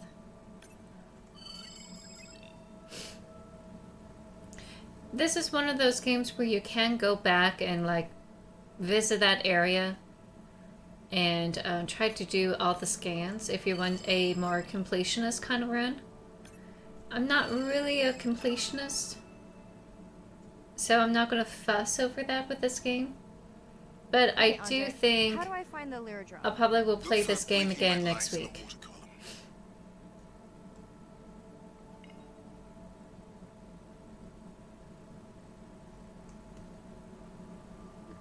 That looks so ominous. No need to get too close. You can activate the lure from there. Andre, have you done this before? I haven't, but others have. How long until we can expect the lure to attract a predator? It's hard to say. It's a big ocean. But if you lose patience, I would find some real Atolla jellyfish. I have a feedback system set up to improve the lure as you scan them. Of course you do. For those watching, we will be scanning these Atolla jellyfish to make sure Andre's lure matches the real thing. It does.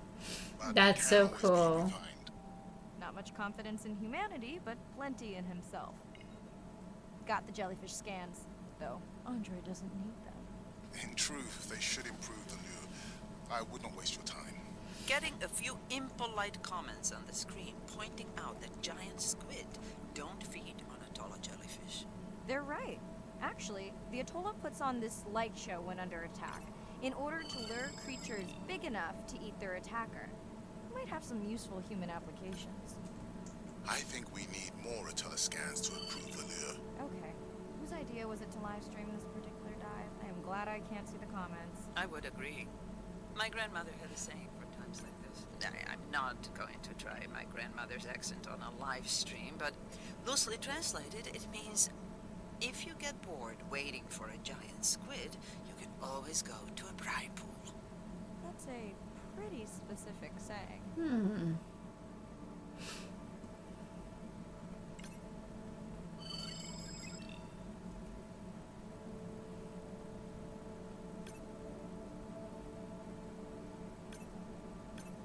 I noticed that these atollas were already making their blue most likely a sign that they have detected predators in the region that threaten them.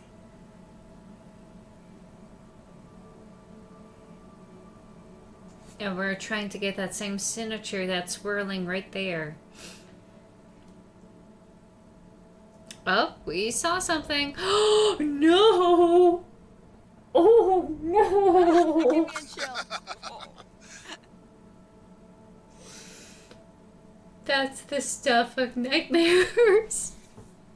I know how much you enjoyed that, but do you mind if we check out the brine pool before we check on our whale camp? If you insist. You got what you wanted. This is my giant squid. Is that another one of your grandmother's sayings? No, but she often used this one. Hurry up and collect my specimens for me. What an expressive language. It's no giant squid, but I promise you, you won't have to wait to find it. Oh my god. Okay, this is getting the Thalasia territory where like we're kind of playing with danger here. I don't like this. In fact, I'm gonna swim a little bit faster. Yeah, gonna swim a little bit faster. Show's over, everyone. Yeah. Wait. Is that a cum jelly? That's a cum jelly. We need that. There we go. At long last, welcome to the brine pool. I know it's really a salt lake under the ocean, but it looks more like a witch's brew. I have been teasing Arena, but a brine pool is a diverse microenvironment within the ocean. It has its own ecosystem. And each one is unique. So that means the microbiology is unique and could hold groundbreaking solutions to human problems. Each time I take new samples into a lab here on this ship, it's this magical discovery moment where I tingle all over. I fund my own research so I can pursue what I know to be important. And people ask me, how much money are you going to spend to collect some bacteria at the bottom of the ocean? Hagfish, that's right, they're hagfish. For a disease that relieves even just a small amount of human suffering. Alright, it is underneath. Price on that. That is some giant squid.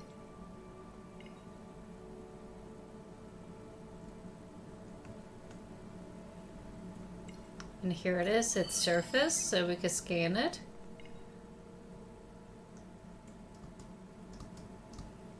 Just so we won't interfere with the brine pool area.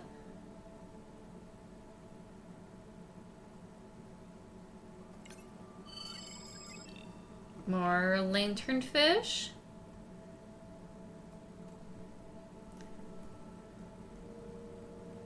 They have to do all of this in real life with the submersible. We won't be able to do this like this in this game.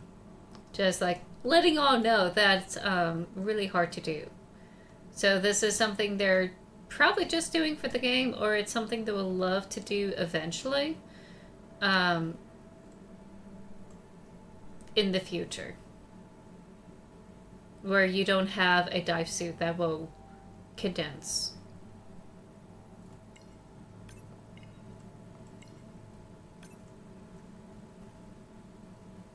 God, it's kind of creepy.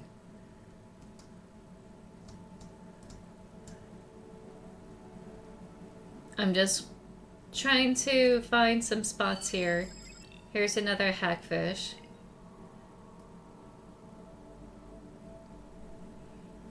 God, this is a large one here.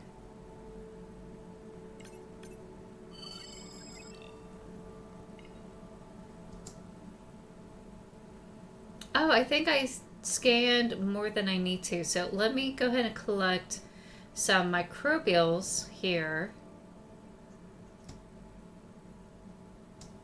along this ridge.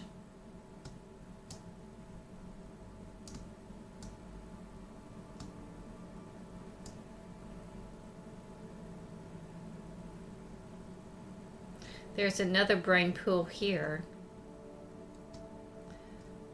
I think what was fascinating for me learning about the ocean and its diversity is the thermal vents. I learned about the thermal vents in high school, which is like the early 2000s, and it was groundbreaking at the time. Learning that animals can survive extreme conditions, like extreme nitrogen, carbon conditions like that. It was unbelievable in the best way possible. And that was when they were starting to learn that bacteria can survive in extreme conditions.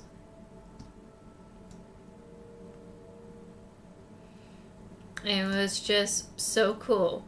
Also, the mollusk here, really under not this sparse. They were on top of each other in the documentary, like clustered together in extreme like formations. Like you barely could see the bacteria that she has to collect.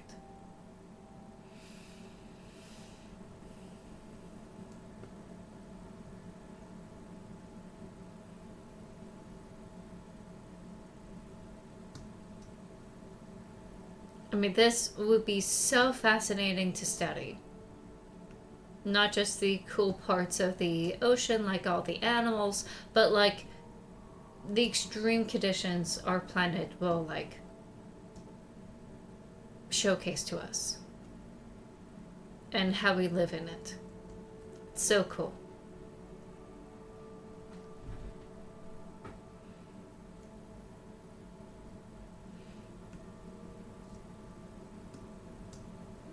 Another colony here, and we are done.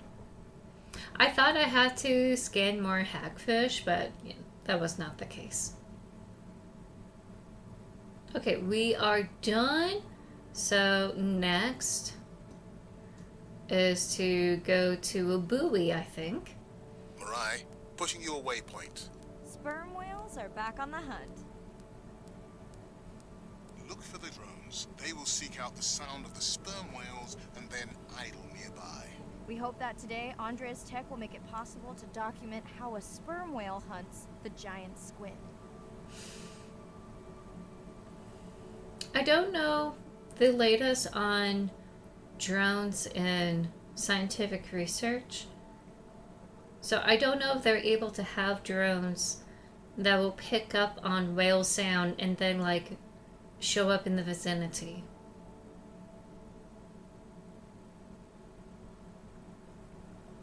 God, this is so creepy. I know it's supposed to be a cozy ocean exploration kind of game, but like that was so surreal. Oh?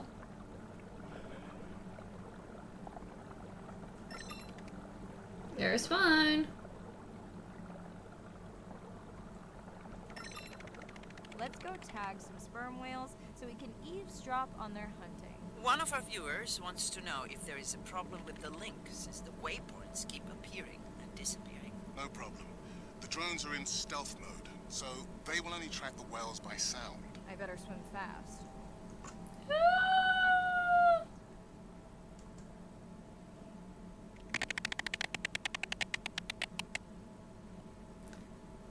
Enable tracker. We'll keep good watch over you.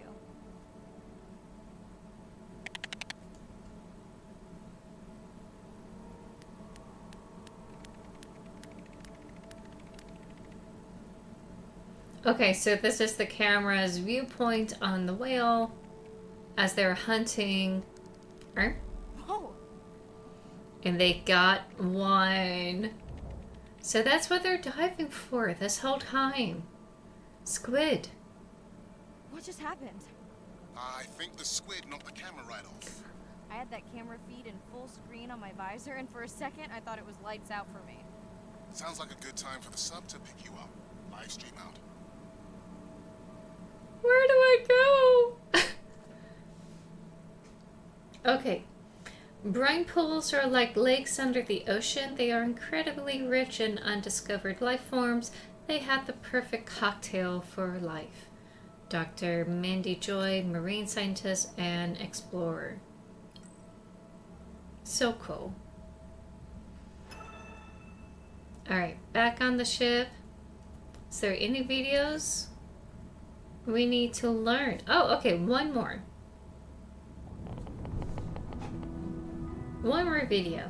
Sound to whales is everything. It's their hands.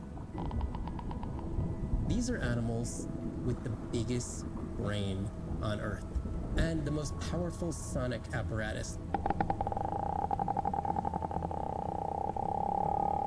They spend a lot of their time deep down. They're diving for an hour at a time in darkness. Just like a submarine is echolocating, they ping a signal out and then they wait for that signal to bounce off something and come back as the signal, and from that information they could get an idea of what's there. They constantly click, and that click sometimes can be really loud, and you can feel it in your body. It's like going to a DJ and feeling that bass. Once I had an experience with a sperm whale. It clicked, my ears almost like bounced back. It's really an amazing feeling, you know. You don't develop a huge, complicated brain if you're not using it. Whales have little channels of communicating where they could talk to each other hundreds of kilometers away using sound. Sperm whales make clicks in sort of rhythmic patterns that we call codas. Any family might have 20 to 25 different coda patterns that they use when they're having conversations with each other. And some of them are unique to different places in the world. In the Eastern Caribbean, they make a lot of what we call a 1 + 1 + 3. That sounds kind of like this. And that's only ever been recorded in the Caribbean. And it's been identical for the last 35 years. These are really different ways of life that are being labeled by these coda patterns. In the same way that human language is kind of a shorthand for where you come from. You can make a lot of missteps when traveling simply by speaking incorrectly or introducing yourself differently. Do you hug? Do you shake hands? Do you bow?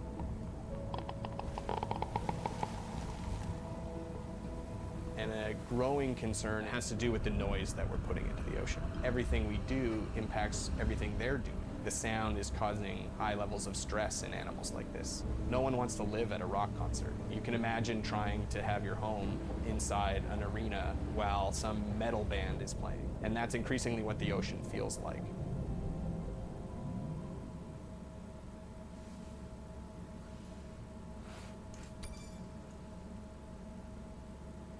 And that requires some tech to upgrade those kind of propellers and all these sounds that the boats are making.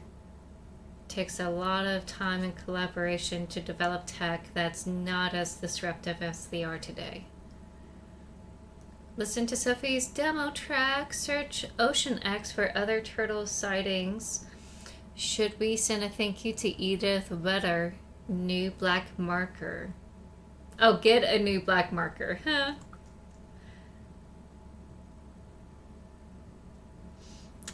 Let's see. I wonder if we have new stuff to look at here.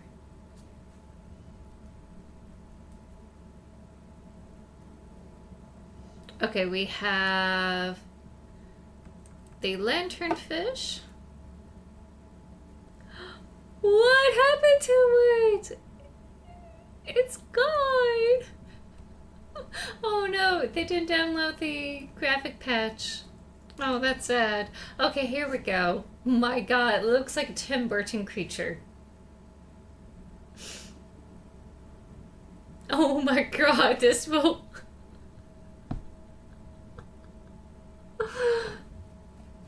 This is definitely one of those creatures that SpongeBob has to deal with. This guy stinks! Alright, any more on moon jellies? Nope, I guess not. Okay, we have some hagfishies. Oh, nope, and that's it. Also part of the cartilage family, like the sharks.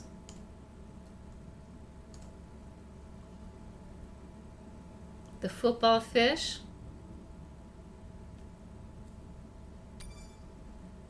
Really scary looking. But one of my favorite deep ocean fishies.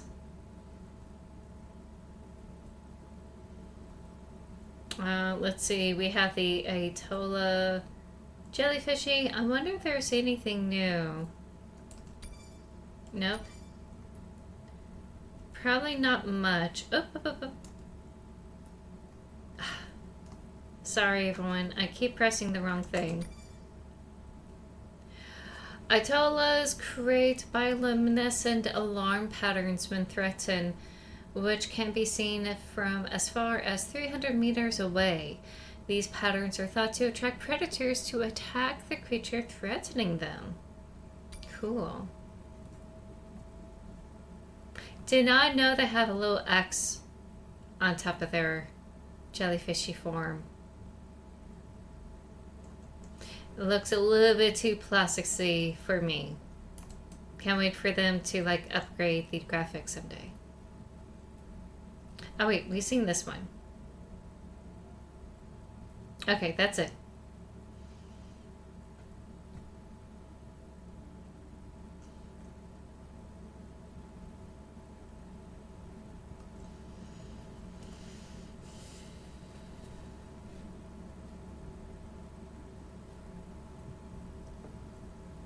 So we're gonna hear from Irina.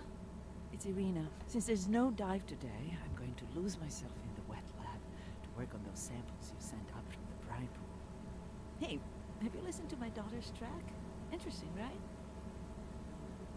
I did not listen to her daughter's soundtrack, simply because we're streaming right now. Mirai, remember the tag we found on the turtles? I put it out on the network and I got the strangest message back. I'm gonna take a tender to a small island nearby and check it out. I'll explain everything later. Still no mapping drone, by the way. Okay.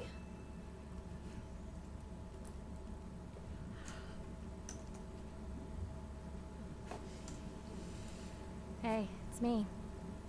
Nana didn't qualify for the study. Doctor says we missed the window. Whatever that means.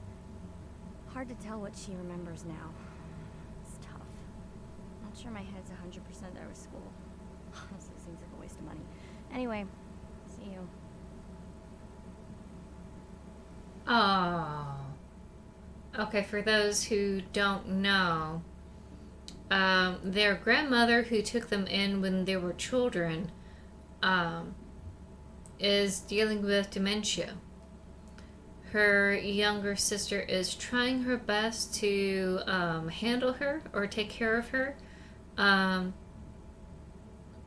while going back into college, and that was really tough on her.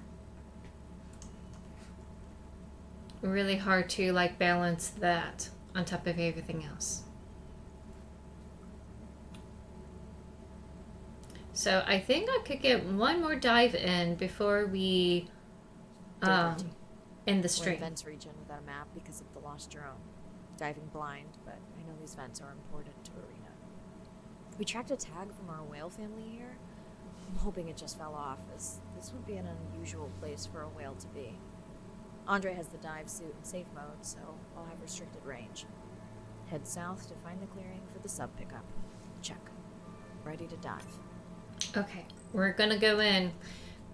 And because of the decision I made, we're going in blind. Remember, no buoys and no waypoints. I put a simple version of the mapping system on your Manta drone. Now, we won't get your feed live, so we'll hear you, but we won't see what you see. I really wish we hadn't lost that mapping drone. Relax. You know I've got this. Of course, but we'll keep unnecessary chatter to a minimum to help you focus. Roger that. No chit-chat. Singing's okay, though, right? Arena, how will I know the difference again between a dormant vent and a live vent? Well, live vents would have 400-degree water streaming out, so that's one way. Check. Wide berth in the live hydrothermal vents. Sorry, I thought my mic was muted. This is a dormant field. No live vents.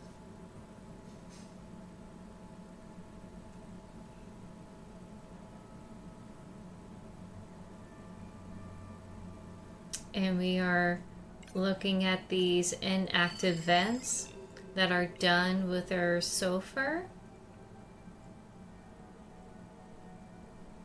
The sulfur comes from volcanic activity from below, and it seems that it had shifted with its activity, so that's why these particular vents are done. I personally don't know the specifics of why that we were sputter out like that, and I think that's something they're still learning to this day. Someone who's really into this field of research would be able to describe better. So I'm just going to hang to the right as I go through here because we don't have the map drone. So they won't be able to like help me, you know, give me like point A to point B reference on everything. But it's okay, you know, so long we're able to backtrack to our submarine. We'll be fine. Ooh.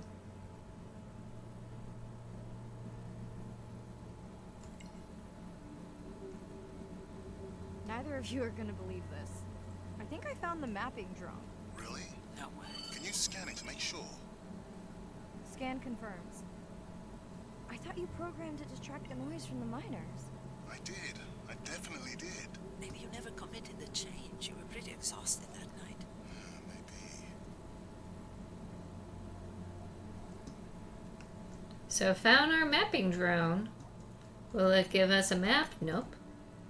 Honestly, I never need the map. Here we go. Okay, this dive just keeps getting stranger. How hot did you say that water typically is in a live vent? Is that a joke? No joke. Well, we're down one drone, but discovered an unmapped vent system. Mirai, this is great. I truly believe that these systems are the key to understanding the origins of life. Thank you so much for doing the dive under these conditions. Actually, that might be the answer. What? To why the drone died. We were talking about the origins of life. My mind won't stop if it can't fit all the pieces together. The mapping drone may have cruised too close to the vent.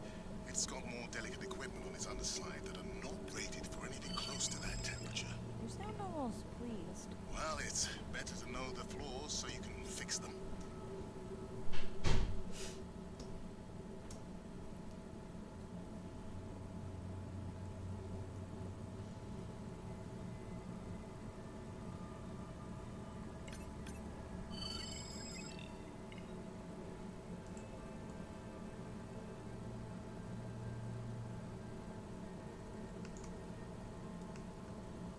Ooh, octopus.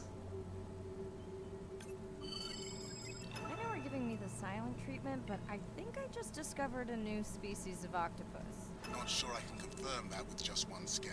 Sorry, didn't copy that. That's cool. I thought it was going to squid ink at us, but that's cool. Alright, we're gonna just continue on. A sleeper shark this whole time. We're hanging out with a sleeper shark. Wild. Honestly, this is not too scary. It's a little bit confusing because it's like a maze. But at the moment, just swimming along here, it's not that bad. Ooh. Volcanic activity here? Describe, please. Red, glowing. Need more? Mirai, I would give that a very wide berth. Earth, like maybe from your sub. Okay, but we still need to go on, right?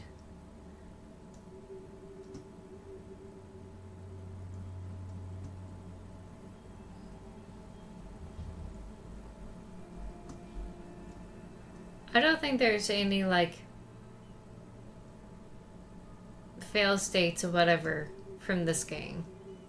But I don't know. I don't want to game over just because I sail right into the volcanic vents. It didn't pop up that I could, like, scan the volcanic activity.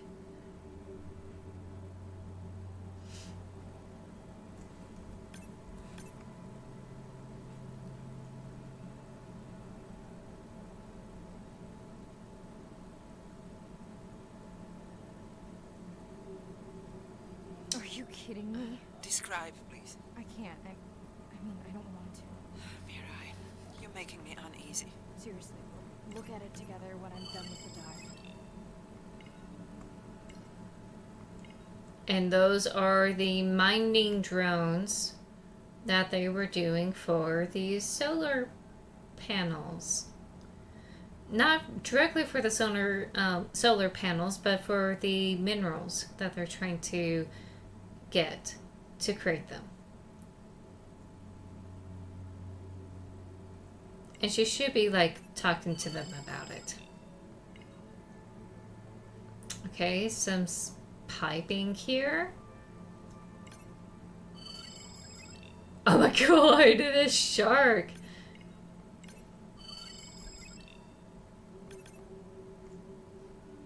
And more of these pipings. Okay. Probably be able to scan this, right? So are they just trying to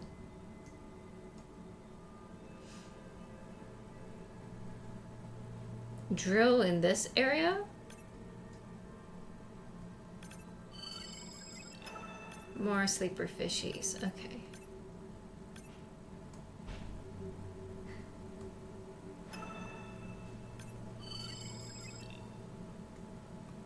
Flukes!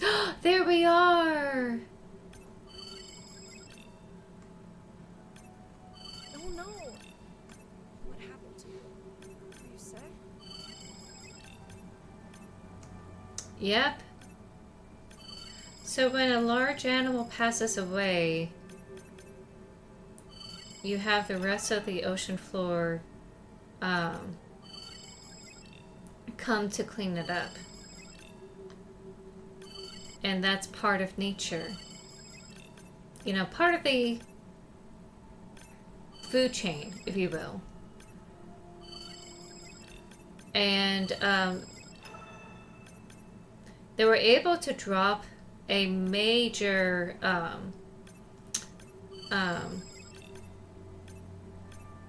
carcass down on the bottom floor, and were able to track the timeline on it.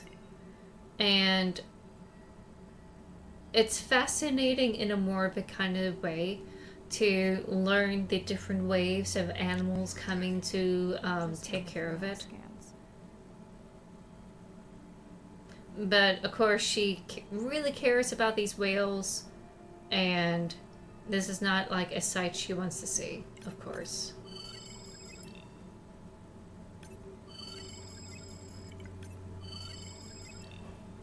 Most sharks will go after the bigger meats. This is where the bones are starting to show up here, so you get more of these scavenger fishies like the hagfish here.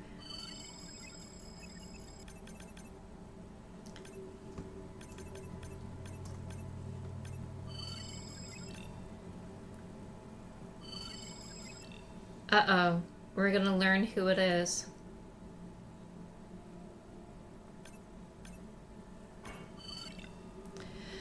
A2 has been confirmed. Can you send the sub? Oh, and we're done. We're done scanning here. Oh, poor thing. The science has always lagged behind ocean industrialization. I would have liked for once to see the science ahead of the industrialization and have the science define the limits of it.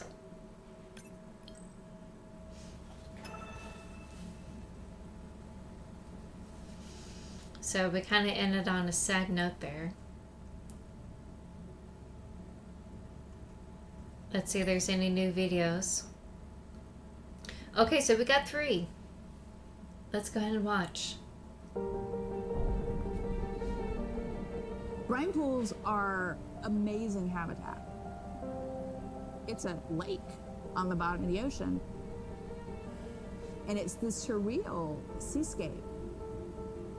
Chemically, each one of them is unique. These brines undoubtedly contain bacteria, archaea, and viruses that are unknown to science. We know that they're incredibly rich in undescribed life forms. They have the perfect cocktail, the perfect recipe for life. And those are all mollusks compact on top of each other, trying to get any sort of morsel that comes their way. And then we have some hagfish here trying to get some nutrients in between their shells. But it's packed. Absolutely packed. Nothing like what we saw in the game. These sites aren't just salty, they can be violent, characterized by eruptions and oh yeah, that's right. incredibly Sometimes they will have unstable methane coming out of them. So to live in them, you have to not only be hardy, but you have to be able to endure constantly changing conditions because not one day is the same.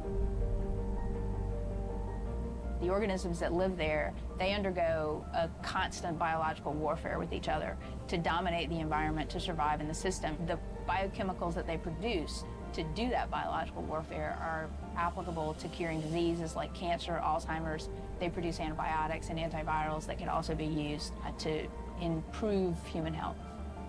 And we drop targets as we go, so we know exactly where we sample.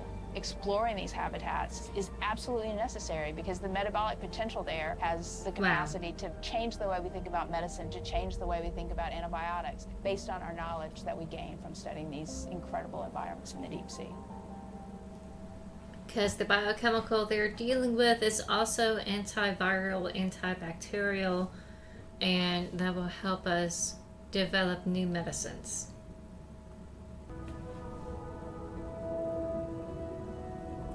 Imagine if I was sent in to go study the Mona Lisa and I come in with a pair of snippers and I'm like, I'm going to need to cut this baby up a little bit to see what kind of chemical composition is going on there. Like, you wouldn't do that, right?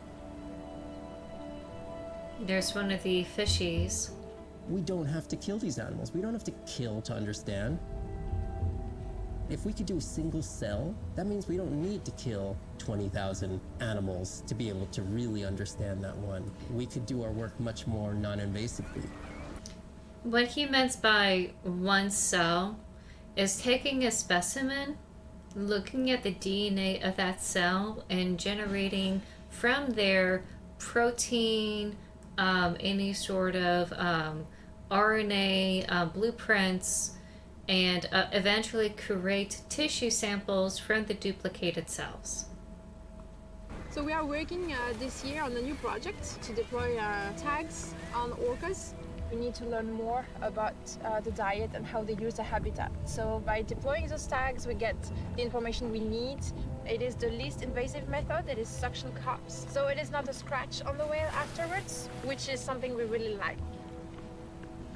In the deep sea, we use these like robotic claws from the oil and gas industry that gets you the sample, but this is so archaic. So we've been designing something called squishy robot fingers, which are ways to be gentle when we study the deep sea. Oh, this is so cool! But I think we could even take this another level. There's some organism, we quickly encase it. It's like a medical checkup. We give it a swab to get its genome. We image it from all directions. We open it up, the animal goes away, and we have more information than we've ever had before. That's so These cool! animals are Mona Lisas. Our perception of them should change. We should be more delicate. And that's my favorite octopus, the Dumbo octopus. It's so cute. It's so cute. Let me scroll up so that way you can like see it. It's so cute. Oh yeah, and vents. Talking about vents. Hydrothermal vents are located on the seabed, often in deep water, but sometimes in shallower water. And they form in areas where new oceanic crust is being formed. You can have 400-degree water here and 2-degree water over here. It's an accelerometer for chemistry, and you can form organic compounds in the absence of biology. Everybody's interested in vents because of the metals, including humans. But the metals are sort of the nuclei for life. When you think about what's Sulfur required is for a life, you've got to have an energy organic source. You've got to have a compound. system that's able to utilize that energy source. And the organisms sort of co-evolve with the rock. And in my mind, that's probably how life originated. There are reservoirs of precious metals in the deep sea. We do have societal needs for precious metals. It's very short-sighted and dangerous to exploit resources in ecosystems that we don't truly understand how those ecosystems function. Hi Wire, thank you Deep so sea much for mining is lurking and when chilling people here. go I out and appreciate extract you. minerals from the seafloor.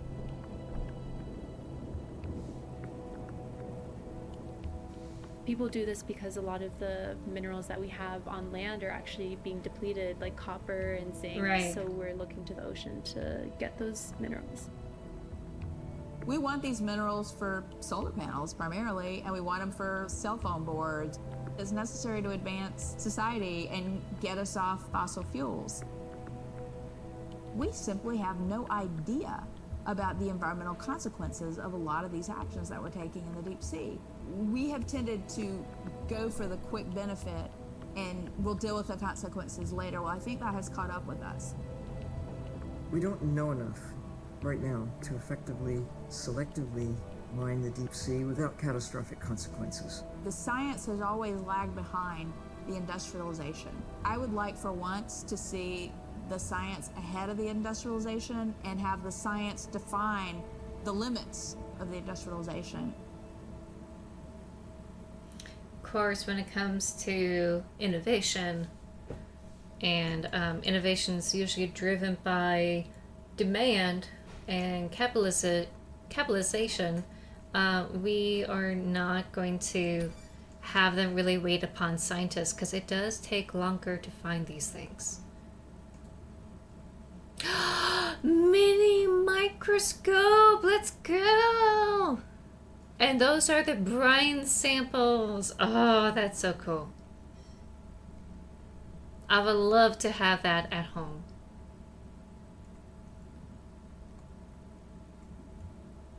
Oh, let's see. Codas and clicks. Cool. Anything new that we should look at? Oh, we got more on spidercraft, so let's go ahead. Look at those. I'm not going to linger too long because of the arachnophobia bit. So, nothing new except for the scientific name. The Latin name.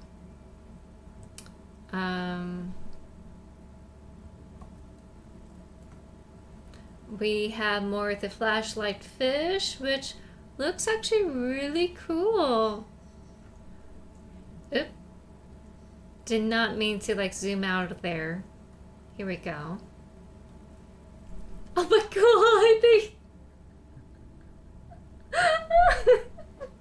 The derpy fish, I love you.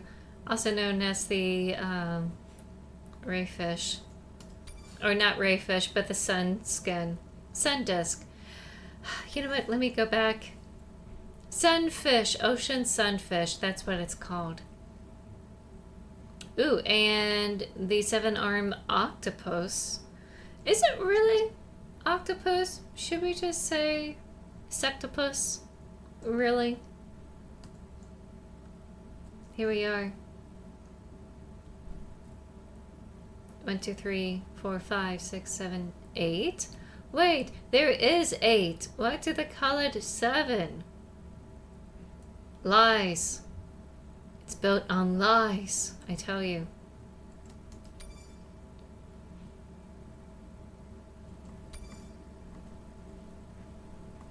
Okay, so nothing new there.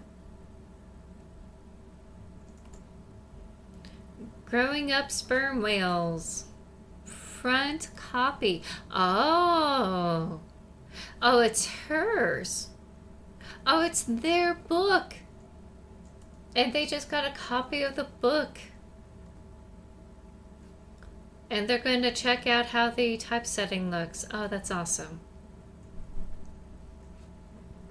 Speaking of which, since I have all of you here, next week I am going to look at the Mannequin Queen's typesetting.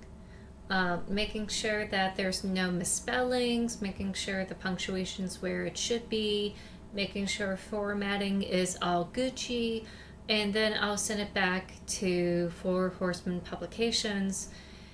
And maybe pretty soon I get to announce when we're going to publish the next book. So that means here on Twitch, I won't be on for Monday, I won't be on for Wednesday, depending on like how intense this is going to be. Probably not as intense, you know. I think there's less cleaning up that has to be done with this whole situation. And I'm really optimistic about like coming back next week on Saturday. It feels like we're not done with this game yet. And I might be able to finish this up next week. We watched the video log from your dive. Truly heartsick. I'm furious. Where should we start?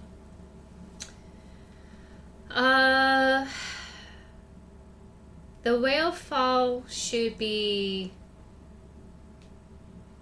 Okay, you know what? I can't avoid the mining situation. The destroyed vent. I couldn't believe how badly the seabed was chewed up. Vents that might have had a fossil record dating back over 1 billion years. A microbial life that doesn't exist anywhere else on the planet. Who knows what cures we lost? Your drone's a fallen hero, Andre. I think it spooked the miners before they did more damage. If you hadn't been willing to dive without a map, we would never have confirmed they were actively mining. Who gets the satisfaction of turning them in? We were debating that before you came on. Let's do it together. We should jointly report. It'll be stronger. Agreed. Agreed. Now tell us about the whale fall. Could you ID the whale? The whale fall was definitely from the baby's family. The tail fluke was intact enough to scan it. But you are sure it wasn't the mother? It wasn't the mother. The ID matched another whale we know from her family.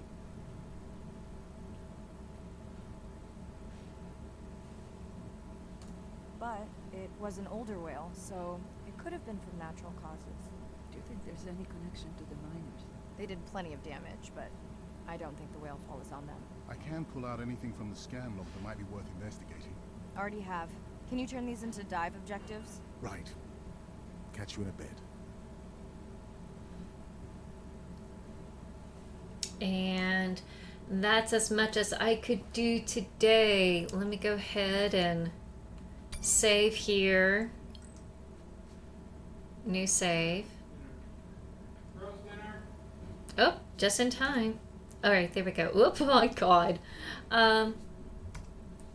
That is that. Oop. Oh, there we go. So, thank you all so much for watching, chilling, and vibing with me. Wonderful to like revisit this really cool part of my love for animals, you know, the oceans and like nature documentaries. Probably will finish this up this coming or next week on Saturday. It's a real possibility. Can't really guarantee things because I'm doing that type of feedback, really in-depth look.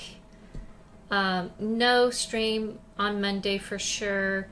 don't really think I'm gonna stream on Wednesday, but I probably won't, just to finish things up.